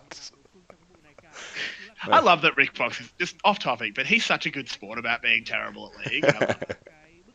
He's such a cool guy. Which of the two ADCs will be Rick Fox? I think he's not really playing either champion, right? He's more of a Lucian main, if I heard. Yeah, he's the Lucian one trick, isn't he? Ooh, Victory has to burn his flash there. That was a little bit preempted. But still kept safe.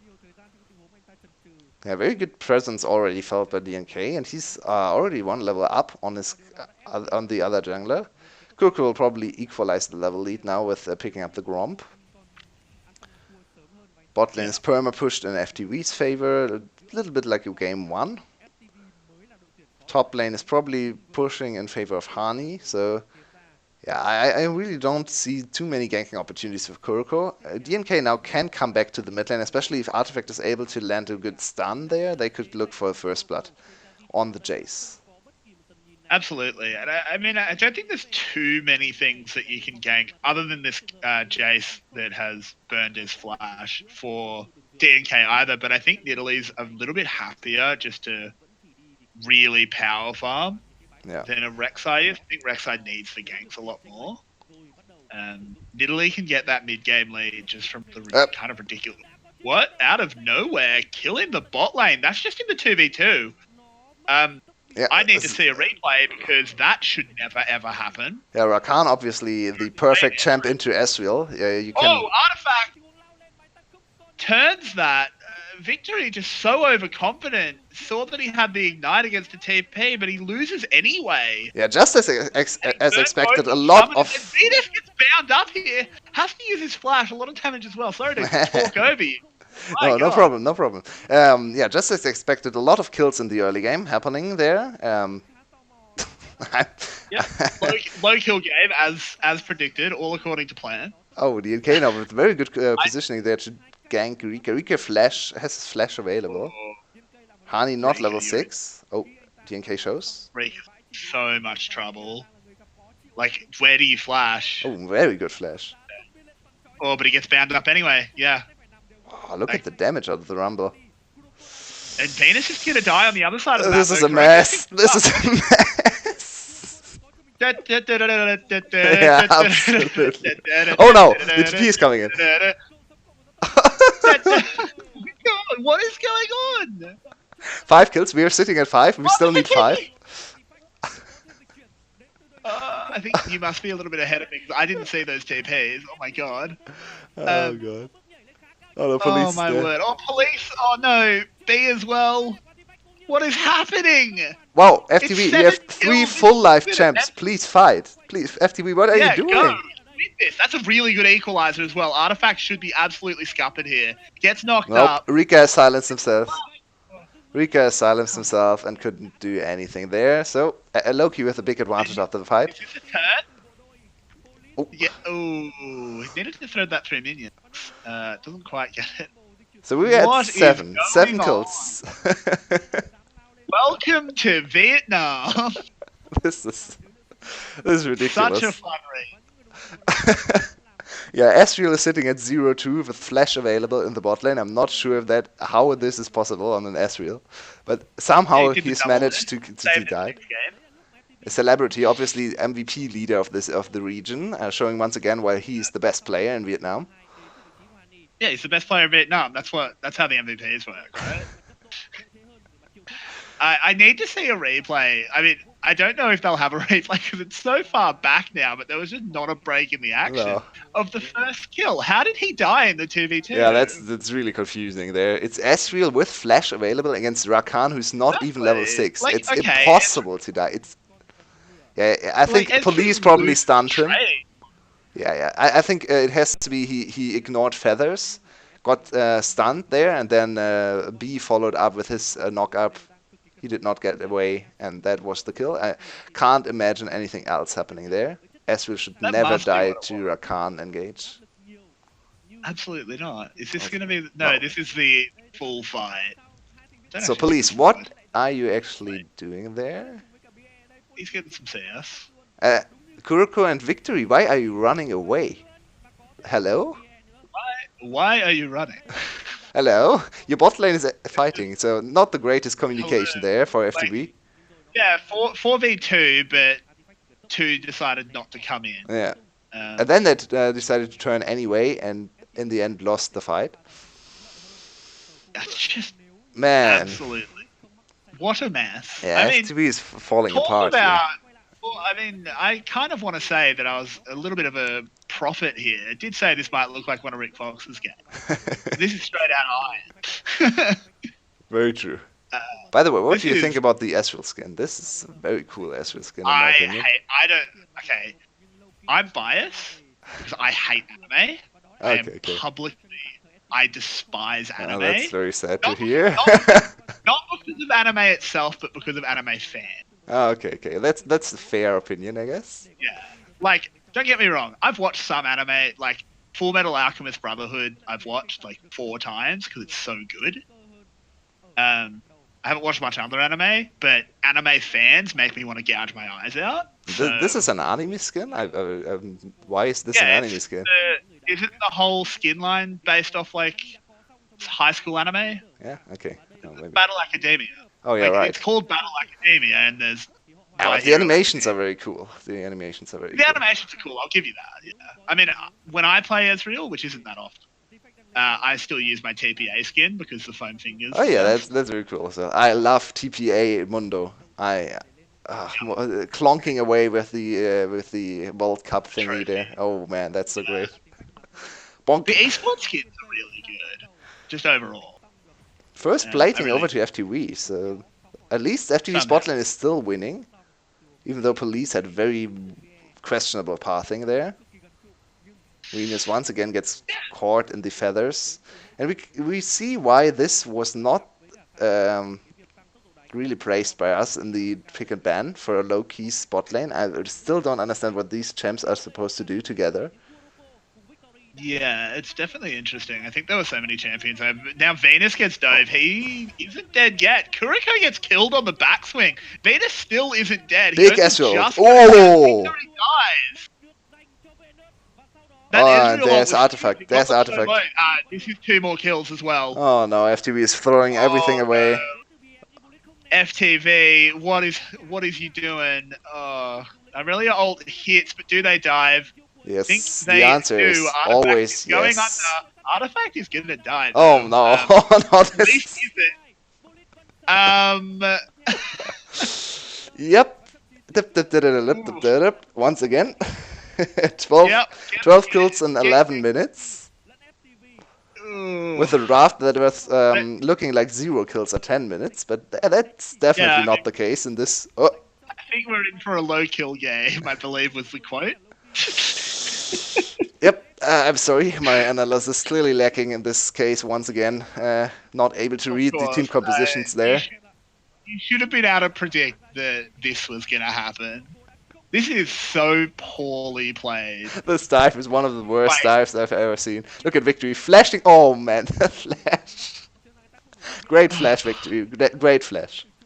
You did yourself a favor there. Oh my word. And now this E from Artifact. Oh god, Artifact. DNK. Artifact, like, DNK just needed to take one more tower shot. That's all they had to do. What is Celebrity doing? Oh wow, Celebrity. Celebrity, you have an auto attack. Celebrity did absolutely nothing. You have an auto attack.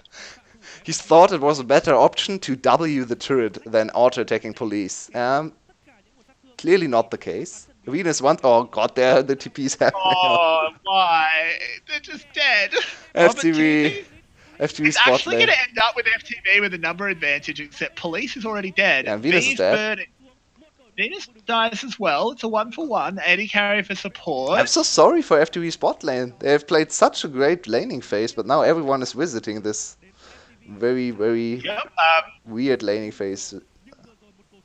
B gets stunned up by Nico, but the artifact stun doesn't land up in follow-up. Victory, I'm not sure if your coaches informed you, but the turret of the enemy team is not your friend. You don't have to hug it all the time. First turret actually going over to Loki, and against the run of play, I have to say. I think FTV, yeah. Wait. Didn't notice that. What? Is this live? No, that's a replay. When did... What? When did that happen? Yeah.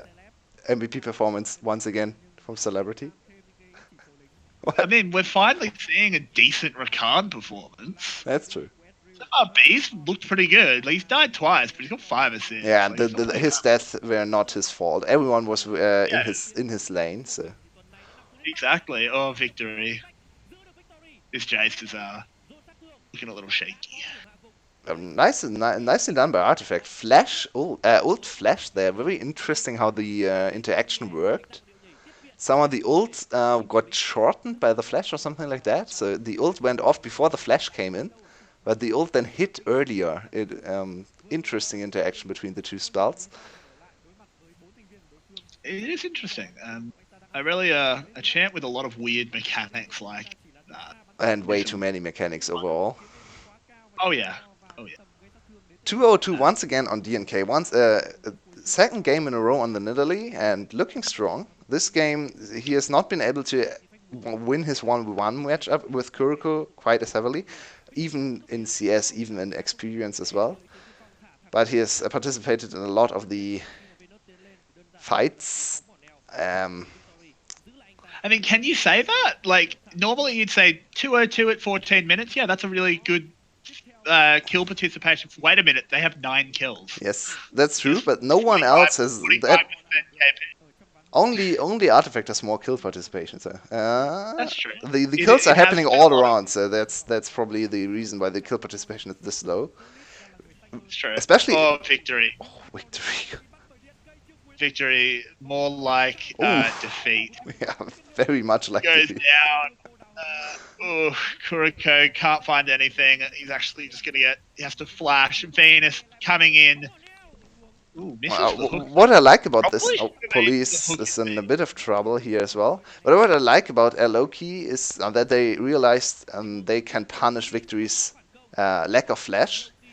This Yep. is still the flash he used after the turret dive, where he did this animation. Is one of the reasons we have to hate this Ezreal skin, I think. This Yep. is Yeah. The why? blinding. Why? Stop! This is not It's aggressive. Um, it is an aggressive animation. They really want you to know that Ezreal is hitting the tower. absolutely. At least it's not the big diamond out of the Braum skin there. That was my favorite. Not sure what happened there. Everyone knew that he was recalling. Oh Yeah, no. so Victory finally back on his flash. He can finally flash away from turret shots and die in the end anyway, once again. Yep. Very good tool. That's exactly what you want. And FTV is only 2k behind after all that happened in the early game. They are 3 kills down. They have lost the first turret, but they've secured. Oh, they actually lost 3 turrets already. All the auto turrets are down. So the gold lead is not as big as the. Actually, not the outers. It's mid inner. Oh, wait, yeah, you're right. Bot Lane lane outer is still still alive and somehow. well. Yeah. Like bot lane has been a 4v4 lane and the turret's still up. Yeah, because Loki's bot lane never had anything to do with the enemy turret. FTV's bot lane was perma pushing there, so it's very good performance out of FTV's bot lane, if not for the ganks from everywhere. And now Rika in a bit of trouble. We see another Also, have a look nice. at the CS in bot lane.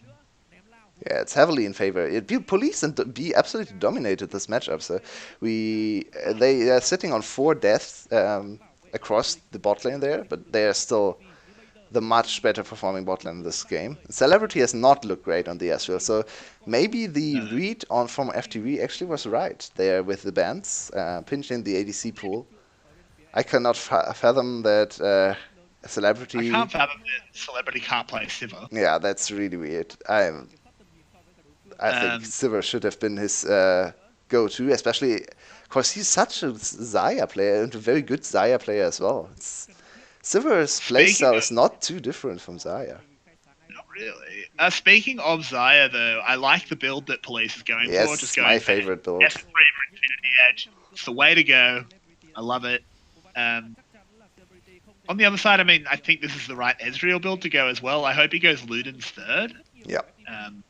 I actually like the Trinity Ludens best, I think. That's the strongest mid-game build. But he's behind, so yeah. Yeah, exactly. I think Trinity Ludens is the best, but when you're behind like this, I think the Gauntlet's pretty good. Yeah, have to agree there. It's a lot of teamfight utility for your strong carries, especially for the Irelia to dive deeper into the backline. This is not a game around Celebrity. This is topside for a Loki. That's the top lane. Speaking of topside, that's an inner turret going down. Yeah, they didn't do anything to defend it there. This is only a potential trade for Infernal.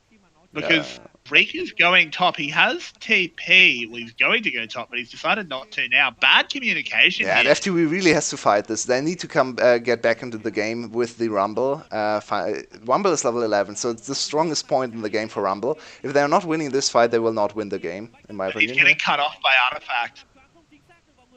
Ooh, the dragon is released there. Ooh, DNK. Man, that's FTV. The dragon being What did you do? Just they couldn't find a way in. I don't understand why Rika was where he was. No, Rika in a very bad position. FTV overall very defensive there, and they had to fight this dragon for their chance to actually win this game. Because now they have 4k gold down, and they have such a problem dealing with the side laners of Loki, especially Artifact. We already saw Artifact killing the turret there, destroying the turret, I should say. I don't think they have someone to answer Artifact. They have no one. kills Victory. Like, we saw an earlier fight where Artifact solo killed Victory without using any summoners, and Victory used Ignite. And Rika can't even get close. Rika will. No, Rika. Yeah, Rika really explodes in this matchup. And then Hani is very strong as well. He's probably not split push. He'll you can actually go for 2-1-1 composition here with Loki, slotting two members bot lane preferably into one lane. Then Rika holds the mid lane, Hani I should say, on the Nico, perma wave clear. And then you try to split push through bot lane and Artifact to 2-1-1 composition with a roaming jungler. Very good possibility for the later stages of the game for Loki. Absolutely. It's something I would like to see them pivot towards at the moment. Just looks like they want to be a little bit safer, play 1-4 with Baron on the table. Which I don't necessarily think is wrong. Baron is a way for FTV to get back into this game. Yeah, Loki doesn't need Baron. Loki really does not need Baron in this game. Their Baron speed is not great. They have Asriel and solo an AP Nico, both not great at taking Baron. And yeah, you don't need the Baron to win this game. They have a lot of poke. They can try to look for engages as well, especially utilize their strong side lane advantage. So please just play without the Baron. You don't need to slow down in this game and play around Baron. I think what they can do around Baron though is try and bait a 5v5. That's risky against Rumble though. It is, but I mean, is Rika even starting it? So. Yeah, they're just starting it, and I think they get it. Now look at the speed; it's not great. This is a lot of time for FTV to react.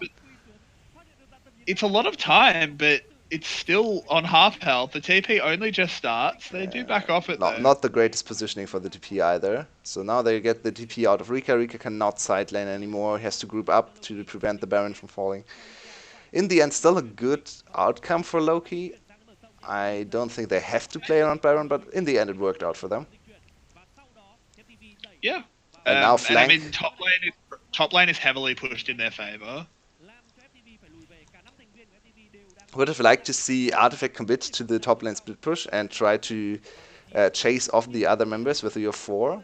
Even if you lose the teamfight 4v4, you'll probably still get an inhibitor out of that. So maybe a little bit too defensive there on Loki's side. Yeah, I mean, the game has slowed down massively. It looks like both teams are a little bit scared to take a fight. Yeah. FTV, I think you need a pick. You need to be looking for a pick, and I don't think they are. At the moment, they're just playing so defensive. It's very unfortunate for Victory that he is not deviated to the new old Jace build. The Muramana is built on Jace quite a few times now, but he has gone for full penetration, which hurts him now in the mid game because he's not as strong as he would have been with a completed Muramana. Maybe he tries to go for a third item Muramana. I'm not too sure if that's a possible option on the Jace anymore. I mean, he is using the Debonair Jace skin, so of course he's gone full penetration. Oh man. The things you can say on an unofficial broadcast. Oh man. Look at these. Oh, Victory's just gonna die. Oh no, he does just manage to survive. Doesn't burn. Wow, police. Yep. Yeah. Police goes down. No, he doesn't. Sorry, he gets the kill. I'm an idiot. I completely misread this fight. This is a pickup. This is a kill onto Hani by Police. Yeah, and Police played this fight really well. He dodged around all the initial CC and damage from Hani, especially around the ult. Perfect timing on his own ult. Now the fight re-engage. Police is still full life. No ult available for him, but Flash and Artifact is very strong. Re-engage. Oh god, Venus. Venus, that was so risky. You don't want that hook. But Artifact does pick one up as well. Police, does he have his flash? In No, the he end, doesn't. he can't 1v5, sadly. No, he cannot. His team betrays him. Oof.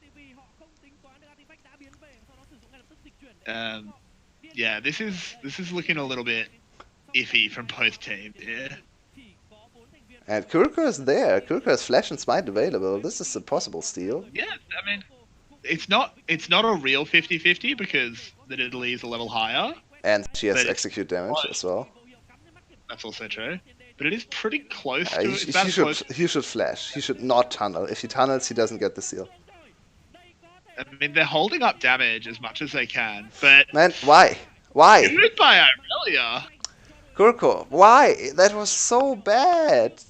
Please just flash over the wall. You don't tunnel. Tunnel is so telegraphed. Oh god.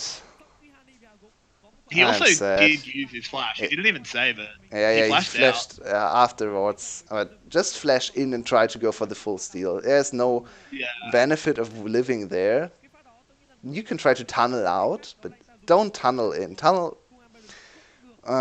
That's such a usual mistake on Rek'Sai. I think a lot of Rek'Sais actually do this if they try to steal, and this it's so telegraphed and so easy to react to.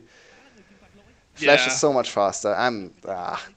I don't like to see this. The Rek'Sai not looking too great, and now Mountain Drake and the Baron on the side of Loki. 6k gold lead. This should be relatively easy close. There's still a very strong police on the other side, but He's too many really the only offenders. point Too of many power. offenders for one policeman to, really do anything there. Yeah, this is Look yeah, at you really need to Hani. call. Hani got absolutely murdered by police This here. is, yeah, this is amazing. It's a really well played fight by police. Pretty much winning that fight single handedly. Now, how is everyone down? We actually don't get the Oh, opportunity to see this again. no, if there's a really deep dive there, police goes down. Artifact should go down, but no, he's Wow, not. Artifact. He's still alive. Artifact channeling How his is he inner still cats alive? there. Got a triple kill so far. It could be a quadra, but no, it gets stolen by DNK. And this is game. It This was is insanely well played by Artifact, knowing his damage windows perfectly. And this is game, even faster than the last game, after such a messy early game. Low-key coming out on top in this series. Can't be too happy about their performance, though, especially looking at game one. Not. Game one, they looked really bad. Game two, yeah, they looked good in game two. That was good. And then game three, that was a fiesta. Yeah, game three was not a great game. So No, many game wrong reads there as well. Poorly played by both teams. And in the end, it was the battle of who can make less mistakes. Artifact played really well. Yeah, Give him Artifact. I think Artifact in this game very clearly the MVP candidate. that.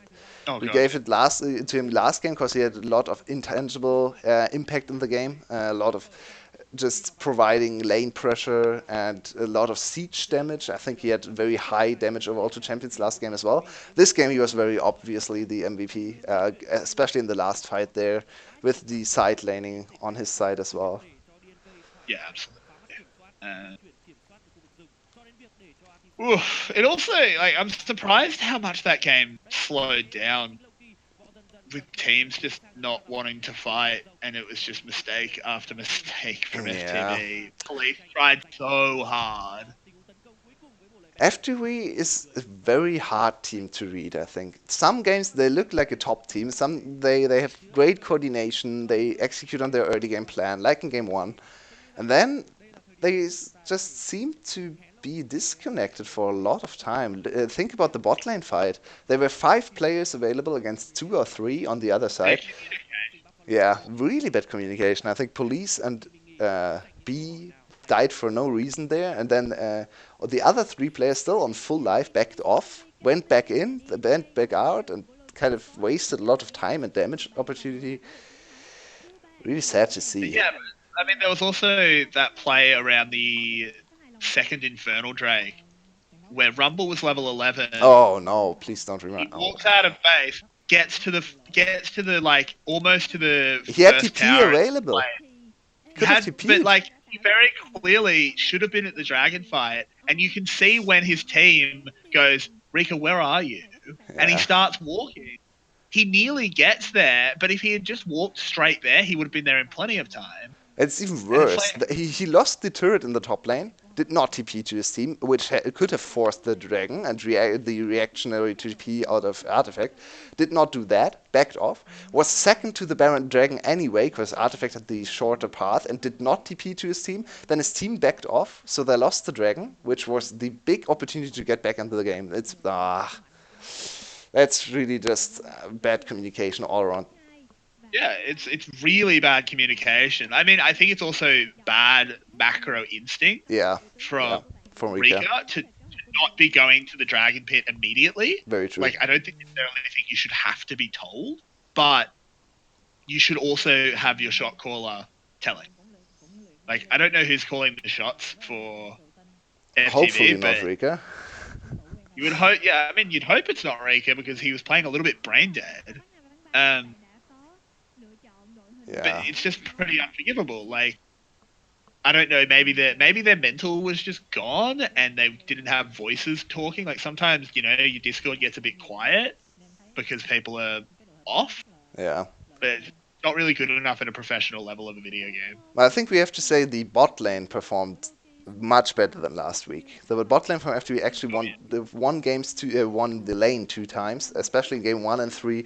Dominated the enemy bot lane. I liked the pickups. The Rakan was not my favorite pick, as you probably could have tell in the draft phase there. But they still executed. Very nice laning phase. Yeah, Police is like a shining light of this. Absolutely, game. Police really looks really good. Yeah, and B looked bad on Alistair. I just don't think the Alistair pick fit him at all, but he's looked okay. It's been a good bot lane. But Police... B looks good on mage supports, I think. Yeah. B looked very good on the meta. Morgana. Which is great for this meta. Yeah. But, could have played Lux. I'm not sure. I'm not sure if Lux exists on this server either. It's the Lux and J4 tier. It's just not available to Vietnamese players. Maybe the names are ugly or anything. Maybe the provided keyboards by the VCS don't have a numpad, so they can't put the accents in, so they just can't find them. Yeah, maybe. But now we can look ahead to the next series, which will probably start in around maybe 30 minutes. Yeah, it should be 35 minutes. And that's the banger of the game. This is 2 top... Yeah, Artifact very obviously getting the MVP here from the official broadcast as well. Yeah, just absolutely 100% deserved. Would have been a travesty if it goes anywhere else. Yeah, and we'll have 2 of the top tier teams, Dashing Buffaloes and Flash. Flash probably our favorites so far in the VCS, play against each other in 35 minutes. And if Flash gets out on top there, they really have a claim to be the best team in Vietnam. Dashing Buffalo is usually the one obstacle no one gets to overcome, but they didn't look too great last week, and Flash really did. Yeah, I mean, I think before the game started today, we had 3 teams in discussion for the top spot, with LK being the 3rd. After today, I'd say LK is pretty clearly a tier below. Yes, I would agree there. I think they can definitely compete 3rd best team, but definitely not 1st or 2nd. Dashing Buffaloes has had some very interesting mid games. I'm interested to see, going into the game against Flash, if they tighten their game up a bit, their coaching staff hopefully has spent the week going, all right, guys, like, I know we have a bit of fun in our games, and that's fine, but we can't do that against Flash. No, if they play like they did last week against Flash, they will get murdered. If we screw around in the mid game against Flash, they kill us. Yes, I think Dashing Buffalo, if we just judge from performance last week, Flash should be heavily favored, but we obviously know the player caliber from Dashing Buffaloes is very high, probably still the highest in all of VCS. So if they improve, they can definitely get on top here in the second series as well. Absolutely. So get your friends. It'll be a great series. Pretty high potential that we could be seeing Game 3 again. Yes, absolutely. See you in 30 minutes or 32 minutes.